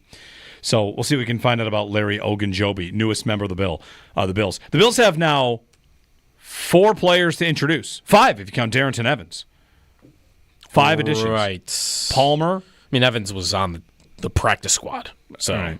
I thought he left and then he came back. I thought he re-signed, but either way. Then 4. Palmer, Michael Hoyt. You got 3 pieces in your front 7 now. Yeah. And these are not. Yeah. Here's the other thing about this kind of deal. Remember when they signed O.J. Howard? And this is true of MVS. These bottom-tier deals for guaranteed money, and then the guy doesn't make it more than a month in the season, and they're eating $1 and $2 million. Yep. They're not going to do that with this guy. You don't do that with $8 million. You don't do that with 12. Right. These guys are on the team. You do that with like 2, usually. Yeah, these guys will play. Like these guys are gonna play. I mean, we already knew that for sure about Hoyt and Bosa. Like that to me was obvious. Although I have seen the take out there, you just rest Joey Bosa until week 18, and then you get him ramped up ready for the playoffs. But Ogunjobi, I would expect to be a rotational piece for sure. Maybe even comes in over Dwayne Carter to start the season. Honestly, yeah. Kind of. You said this all week. You sign in free agency what you haven't achieved in the draft. Yes. Right. Free agency is for your draft misses. Well, I mean, right now, if Dwayne Carter had been 5 times better in his rookie season, maybe they don't sign Larry Ogunjobi, but the film says he was pretty rough in year 1. And the other thing about signing these guys, what they do in years past the Bills here, like they play it smaller. Poona Ford, 1 year, $3 million. Yeah. Or Jordan Phillips off of waivers. What did Austin Jackson sign for with the Bills last year? Oh, it couldn't have been much. Right. They're getting really, really Linval Joseph. Right. Bottom of the scrap heap waiver wire signings. Who's the practice squad guy that's been back and forth? Elianku? Elianku has been cut and signed by the Bills, feels like 900 times in the last 3 years. Yeah. I'm going to find Austin Jackson at Spot Track and see what it is. But the point is, with Bosa and Ogunjobi here, you have the Bills in an offseason spending more money on that spot than they normally do. Yep. So with the Bills, Austin Johnson, sorry. Austin Jackson plays for the Dolphins. Austin Johnson, he was with the Chargers before. There we go. Defensive tackle for the Bills. He was last year 1 year, 3.5. It's part of my point here that the last couple seasons, the interior has been Ed Oliver, Daquan Jones, and guys making $2 million. Yep. And Ogunjobi represents a big boost there at $8 million for this, and that's more than just inflation. All right. He wore number 65 in Cleveland and Cincinnati. They'll love it. That's not a great defensive tackle number. Yeah. He wore 99 in Pittsburgh. I'd prefer that.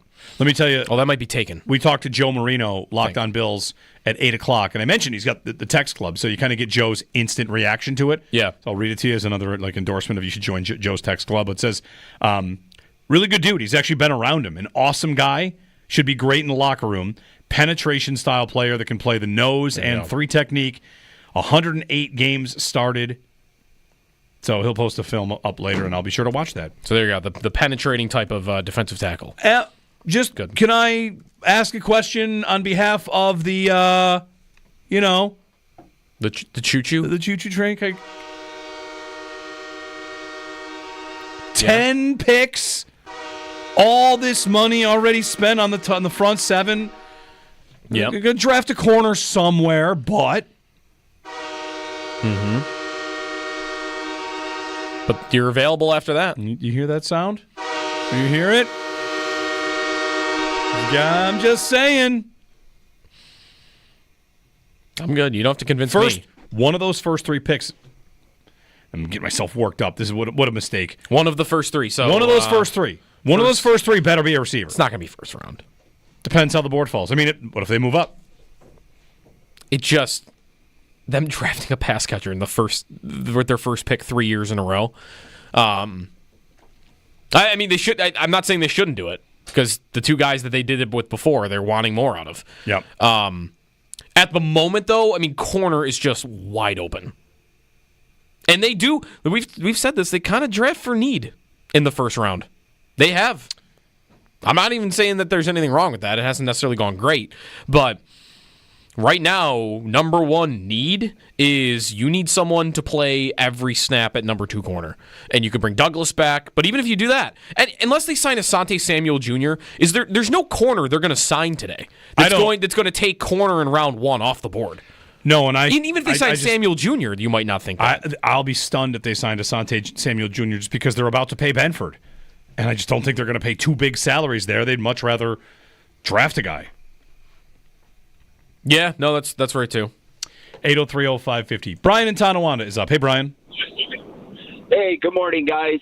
Thank you for keeping me entertained during the workday. Quick question for you. Feel free to tell me I'm a moron if you'd like, but I was going through Spot Track. I'm looking at some spots where it's low risk, decent reward. And the 2 people I was looking at was actually the running back position. Mm-hmm. They have both Nick Chubb and Kareem Hunt available for under $2 million a year. Just wondering what you would think about maybe as like an ROI pickup after the draft if they're available. Well, I don't want anything to do with Kareem Hunt, and Nick Chubb is an all-time great running back, but if he's going to have to prove to somebody he's healthy, and I just don't know how he'd have a spot here. I mean, I've got James Cook as my starter, and Ty Johnson is my third down back, and Ray Davis mixes in. I just don't have any snaps for Nick Chubb. If Ray Davis wasn't here, for instance, I would say, sure. You want to bring him in as the complement to Cook the runner? I got Ty Johnson's the complement as the blocker and the pass catcher. If I need the running complement, I've already got Ray Davis. So, and I'm not convinced that Chubb at this point in his career would even be better than Ray Davis is. I don't know what has he got left. He had a major knee injury, like less than 2 years ago, and he only played 6 games coming back, and he's about to be 30. This is his age 30 season, I think. So I don't know. At that age, I would rather just keep the young cheap guy. That's fine. Yeah. For your spell of James Cook the runner, I don't need Nick Chubb. They did sign Ty Johnson yesterday. Also, Darrington Evans was with the Bears at the end of the season, so he is a new Bill, a returning Bill. They re-signed Ty Johnson. Does that have any sort of safety net kind of ripple over James Cook? I would say probably not, because he's kind of the perfect complement to Cook. You know what I mean? Mm-hmm. If they had said, you know what we should do? If we're thinking Cook, we might not pay Cook. Here's Ty Johnson sitting over here, and he's a great blocker, and he's a great pass catcher. So, but even though we love him, you know what we want to do? We want to do 2 things. We want to replace Ty Johnson while also giving us some James Cook insurance. Let's draft a 2nd-round rookie instead. Or I don't know if there was a free agent that really worked for this. Let's sign Najee Harris. Let's do something like that. J.K. Dobbins, maybe. All right, Dobbins is available. Dobbins. Let's do that. He'll be the new complement to James Cook. This year, he's going to be the number 2, but 1A, 1B. He'll be my blocking back. Maybe he plays pass-catching downs. And then he's accomplished enough to think, well, if Cook is going to hold firm on $15 million, well, I can just plug this guy in. And I don't think that's Ty Johnson. I don't think Ty Johnson is ever going to rate to the level of, well, I don't need to pay James Cook. I'm just going to plug Ty Johnson in. If James Cook were to leave next year, Ty Johnson's under contract, nobody, I think, is saying they should start Ty Johnson. I think it's, what running back are we going to go sign? Or what running back are we going to draft in the third round to replace James Cook? So, with that being said, I think Johnson being here prevents that from happening. Prevents the Bills from saying, hey, you know what, let's go get Dobbins instead. Let's do that.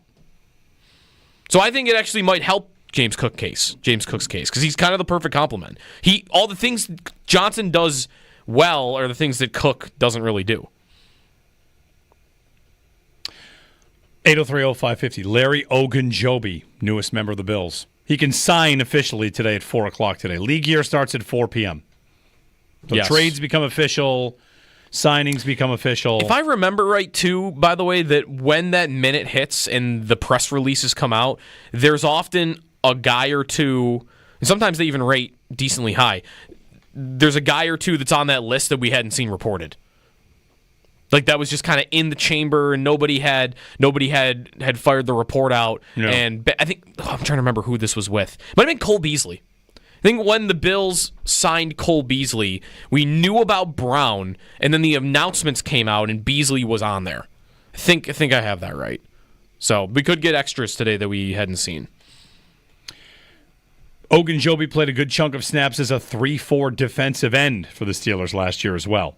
Where does he slot into the rotation for the Bills inside? We'll find out. We'll hear from the Bills at some point too. That's two linemen, by the way, in a row that they give a lot of guaranteed. Like the percentage of the guarantee was high. Oh yeah, Bosa was 12 of 15 was guaranteed, and Ogunjobi it's 8 of 10. Yeah, 1 year guaranteed money. Yeah. 803-0550. Josh in Newfoundland. Hey, Josh. Oh my God, am I on? You are. Go for it. Oh, fantastic, fellas. Listen, I am a dedicated listener and viewer of the podcast and the program. Joe, great to see you. Dedicated listener there as well. I know we're talking about the Bills. I am all about Bills Mafia, no question about it. But a quick thought on those Buffalo Sabres, a team I love, continue to love and endure. And when you live in Newfoundland, Canada, and I traveled all over Atlantic Canada, and I'm currently in Newfoundland, and you're a Buffalo Sabre fan, I will tell you, there is not a lot of folks in this area that can relate. And I've heard the jokes, and I've heard all these things, and I continue to be an advocate for the Buffalo Sabres, and I believe, and I'm going to let you go with this thought, gentlemen, continue your conversation with the Bills. Great program there as well. But do you see, what more shakeups do you see in the offseason for the Sabres? Can you give me a name or two that maybe might not be talked about? Tage, is he a keeper? You know, guys, just a quick thought on that. Love the program. Keep on rocking. You make my day every day. Thanks a lot. Thanks, Josh. Checks in the mail for saying so many nice things. All right, the exercise is which core piece could be the next one to go if the shakeup is bigger than just Dylan Cousins? Yep. Samuelson, obviously. And I have to include him because he's under contract for 1 million years. Yep. But at forward, should I include Tage? You should think about like Paterka. And that's not signing long term, but flipping for something else. Kevin Adams denied that Paterka was ever close to being available. GMs deny things sometimes that are true. Yep. Not to say he's not being honest, but just because somebody denies something doesn't mean we shouldn't necessarily entertain the concept that it could be true. Past that, I think Tage stays. I think Dahlin stays. Who else is there? Byram, but I don't think he's really considered part of the core. No, I think Byram gets. But I think he is gone. I think Byram gets moved. He's gonzo. Byram gets moved. Yeah. What would it be to trade Thompson? If they did exactly what they did with Cousins, we're going to trade him for the same level of player that needs a shake-up from another team. That would be Pedersen, wouldn't it? Call Vancouver up and say, hey, we don't have Cousins anymore to offer you this Cousins-Byram deal. What if we just did Tage straight up? Do it. Swap 1 for 1. Hockey trade, he needs a change of scenery, and, we're trying to shake things up, so let's just do it. Hockey trade. Who's that 1 for 1? Thompson for Pedersen. Do I like that trade? Again, you're kind of this is where this is kind of the Cousins-Norris trade. You're taking a gamble on something for a guy that's probably at his best better. Even if it's only marginally better, he's probably better. Yeah. I don't think I want to make that trade. And to me, that's the only Thompson trade that's even I worked there for you, to bring one up. That is about it, and I don't think that's very realistic. So Thompson to me is him and Dahlin are the two least likely for sure. One thing I wonder about this offseason, and this will sound cynical, but I'll just say it anyway. Will the Sabres want to sound like they're in the Marner sweepstakes, even if they know they aren't? Good question. There's value. Do they want to sound like it? Because are they going to want to get us hyped up and thinking that they're trying? I don't think they could prove me wrong. I don't think they would pay for Marner. I don't think they would put the salary on the books. I don't think they would commit 14 a year, 15 million. I don't think they would do it. I do not think they would. There's nothing to lose. If I'm a GM of a team and I want to convince people that I can spend, I get in on the most expensive story, even though I'm never going to spend. This is me when I was driving up Route 1, the Pacific Highway, getting out and looking at real estate brochures. I'm not going to buy that house, but I can pretend. Yeah. Is there room, though, for them to... This is not me saying I think they would get him. They could give Mitch Marner $14 million and still be $8 million under the cap. But it's not about $8 million under the cap. This team, I think, as the cap goes up where it's going, you should start thinking more about being a floor team. Because the floor will be above where the cap is right now, will it not? Yes. But, that's a good question. I don't know. I saw this. I'll find this. There was a projection out there of what the floor would be next year. So, because that's what's interesting. They, right now, on their books for next year, have $73 million committed, which is $22 million under the cap. What is it under the floor, or is it even under the floor? The floor next year looks like it'll be $70 million. Okay, so there'll be $3 million. As of right now, doing nothing, they'd be $3 million over the floor. Okay, so they're safe. So they already they have to spend that. Right. How many contracts they have to decide by next year? Is it just Byram? They got to sign Paterka. They've got to sign McLeod. They've got to sign Levi, I guess. They got to sign Quinn. Right. And Jacob Bernard Docker, by the way. Right. No, okay, you know what? There isn't room for that. Even in my world where maybe I could pay Marner and be $8 million under the cap. If you're $20 million under and you're going to pay Paterka $7 and Quinn $2 and Levi $2 and McLeod $5, bam, there you go. Let me ask you this. They're done. What is the gap between the ceiling and the floor right now? $25 million. Okay. Roughly. 25. Right now the gap is $25 million, right? In 2027-28, so 3 years from now, 2 years from now, 3 years from now, whatever. It's $23 million. It's $65 million is the floor this year, and $88 was the cap. Okay, so $23 million. It's a difference. That grows slowly, but by 2027-28, the floor will be $84 million. Yeah. What's the cap right now? 88. We're 3 years away from the cap being the floor. So they'll have to spend it, but are they going to be... I'm not looking at their $5 million under a cap team. Well, because there's a $30 million gap between the cap and the floor. To your original question, I think if I'm the Sabres, even if I don't think I'm really in it, I got to pretend I'm What am I trying to sell to my fans right now? I'm trying to sell that I am committed to winning and that I am not cheap. Internal cap. I am willing to spend money. And one way that you could, while not actually doing that, kind of, put the blindfold on everybody and make them think that you actually are trying to, would be that if we see Darren Dreger and, whoever tweeting in July that the Sabres really want Mitch Marner. That they're going to get a meeting even.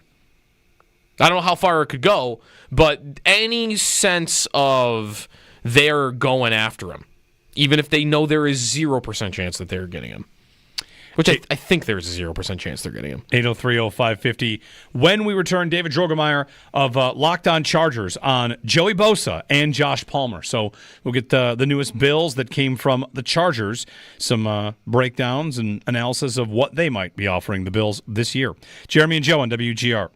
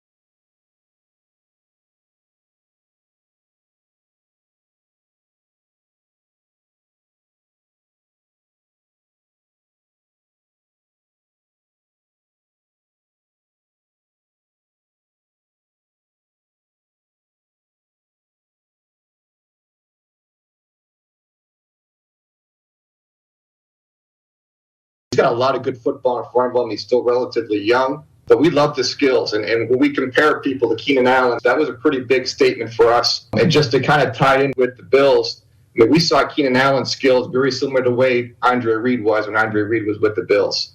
Similar size, similar route running ability, similar strength and play. Now, Josh hasn't quite gotten to that Andre Reed, Keenan Allen area yet, but he has a lot of those similar skills. That's former Chargers exec Tom Telesco on with One Bills Live.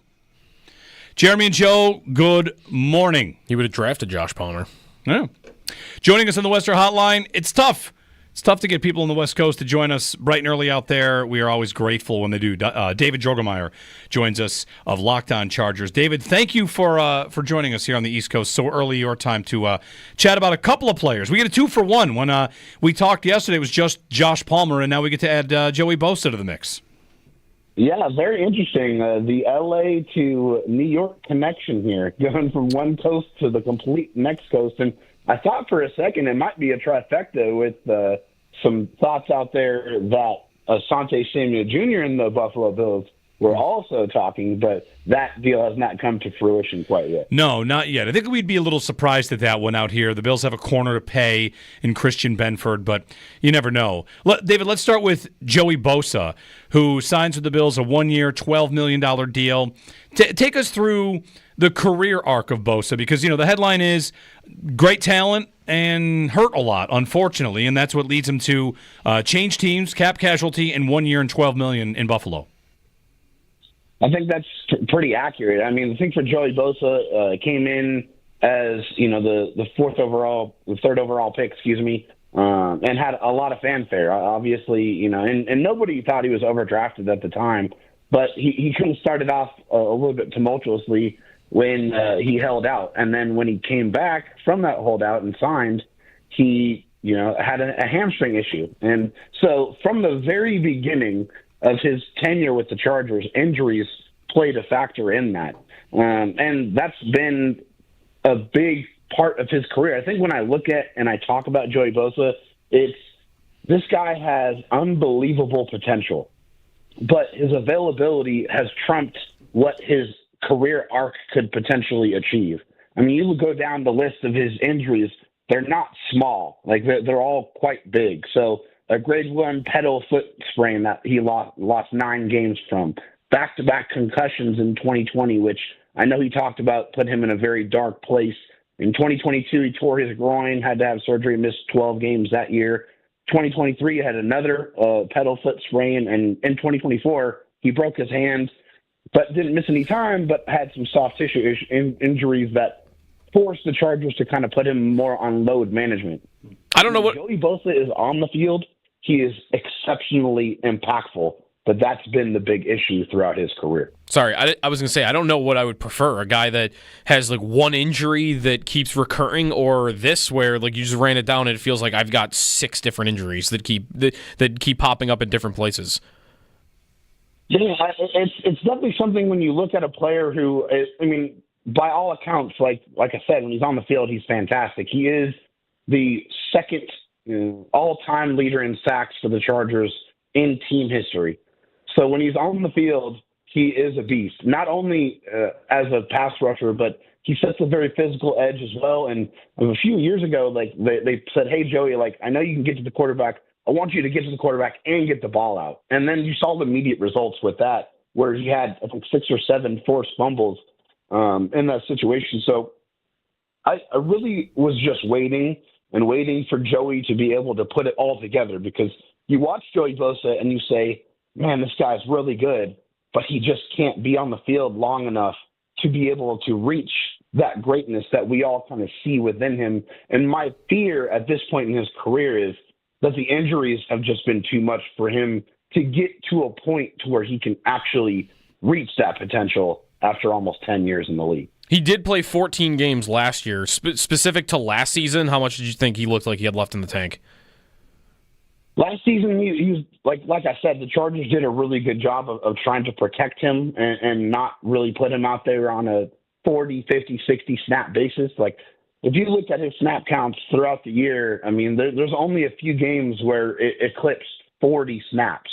And that's for, the fact that you want to make sure when you do put him on the field, you're putting him in those situations where he can go rush the passer, that you can kind of limit his exposure to getting hurt. And so that's why you see, a 24 stat line of 34 pressures, 5 sacks, a couple of forced fumbles, and 5 tackles for loss.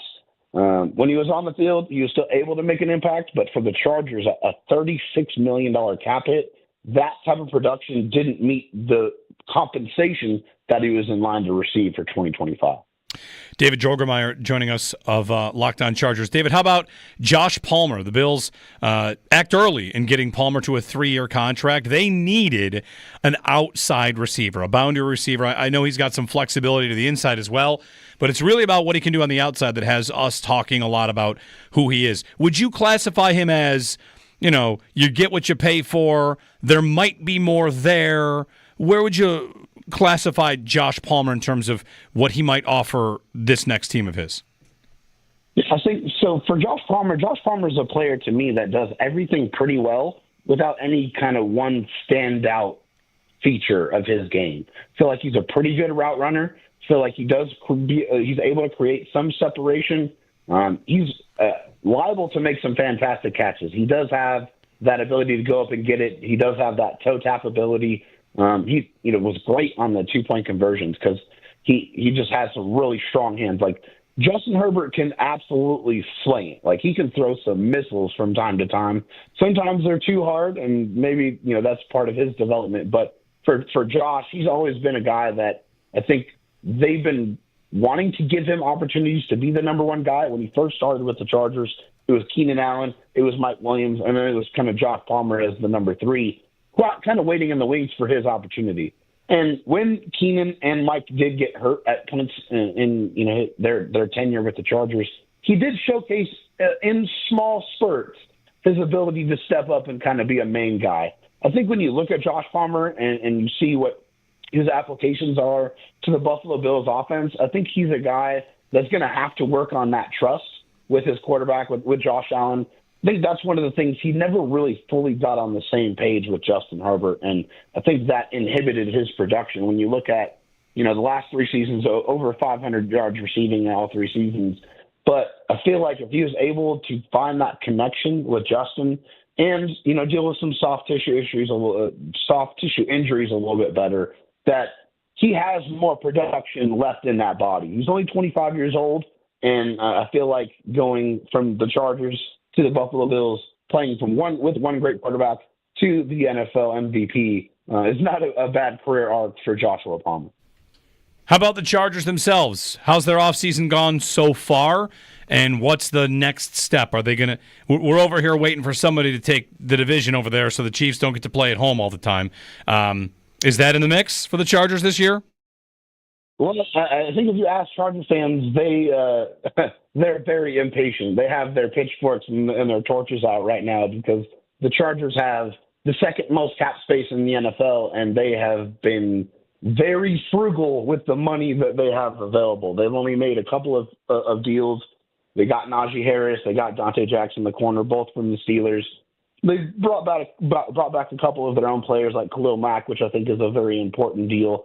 But the Chargers, even with the amount of money that they have, they're being very selective with the money that they want. I think Charger fans and the organization itself. Well, we lost David. All right. Well, it's fine. We'll let him go. I'll tweet him a thank you. We're close enough to the break anyway. Damn, it's really interested to hear if I should trade Najee Harris in Dynasty. I got a trade offer. Yeah? You think he's their starting running back, right? Yeah, I would. They haven't brought Dobbins back. No, Dobbins is good. Dobbins is good. Who needs a free agent running back? The Broncos need a running back. Yeah. The Broncos need a running back. That is going to be a first-round running back or a second-round running back, though, I bet. Them and the Cowboys and the Raiders. I have a Let's Get Stupid. Okay. Love Do that. it here? Sure. How stupid is it? You tell me. Is it... Didn't we just set the bar? What was the dumb one?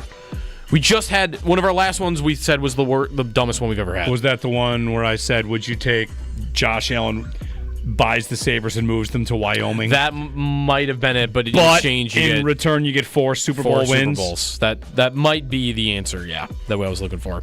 No, I had a dumber one. Was it? I forget what it was. Anyway, let's get stupid. Does Chris Pronger want to be the Sabres GM? Chris Pronger wants to be a GM, from what I understand. I apologize. Somebody sent me a clip of Pronger wanting to be, like, talking about being a GM. And he's thirsty on Twitter. He's replying to Brayton about the Sabres. He just responded to the Sabre Report about Dahlin.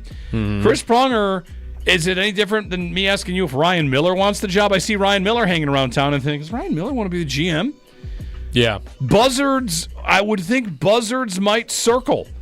And the way this organization sometimes operates, I don't think they're going to fire their GM. But if the owner ran into somebody he respected who he thought, you want this job? You know what? Okay. Does Chris Pronger want the Sabres job, and would he take it? Let's get stupid. Well, if he wants to be a general manager, then I guess it makes sense. It's not necessarily, though, a prestigious organization league-wide that you would think if Chris Pronger wanted to be a GM, couldn't he call the Flyers? You're only allowed to call the teams you've played for. So that's what Flyers, I mean. Well, Ducks, or Oilers. He didn't play for the Rangers, but I would think about that. Drury might get fired this offseason. What did Brendan Shanahan do? So Pronger, is he still in that job? Is he the Department of Player Safety? He was in that, wasn't he? He was. Wasn't he the head of the Department of Player Safety, or in it to some degree? Yes. Shanahan had that job.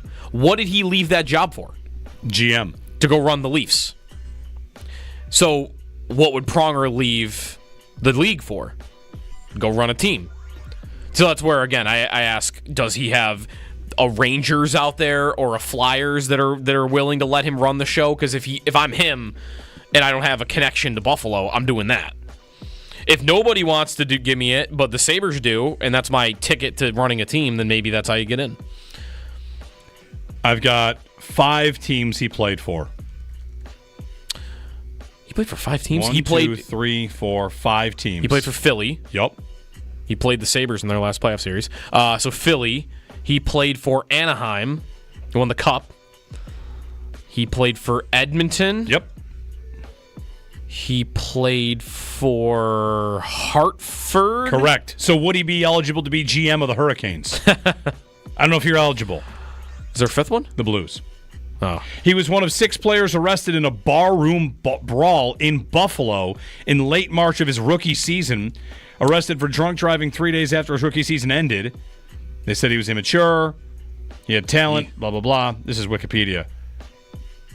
He is no longer in the Department of Player Safety. He is working as a special advisor to in Florida. No one's ever called this show to tell us a story about the Chris Pronger barroom brawl in 1994. Come on, I didn't know. Let's get some info. All right, we'll wrap things up and pass off to the Northtown Automotive Extra Point Show as we roll along. Larry Ogunjobi joining the Bills, the latest to agree to terms. Contracts can be signed today.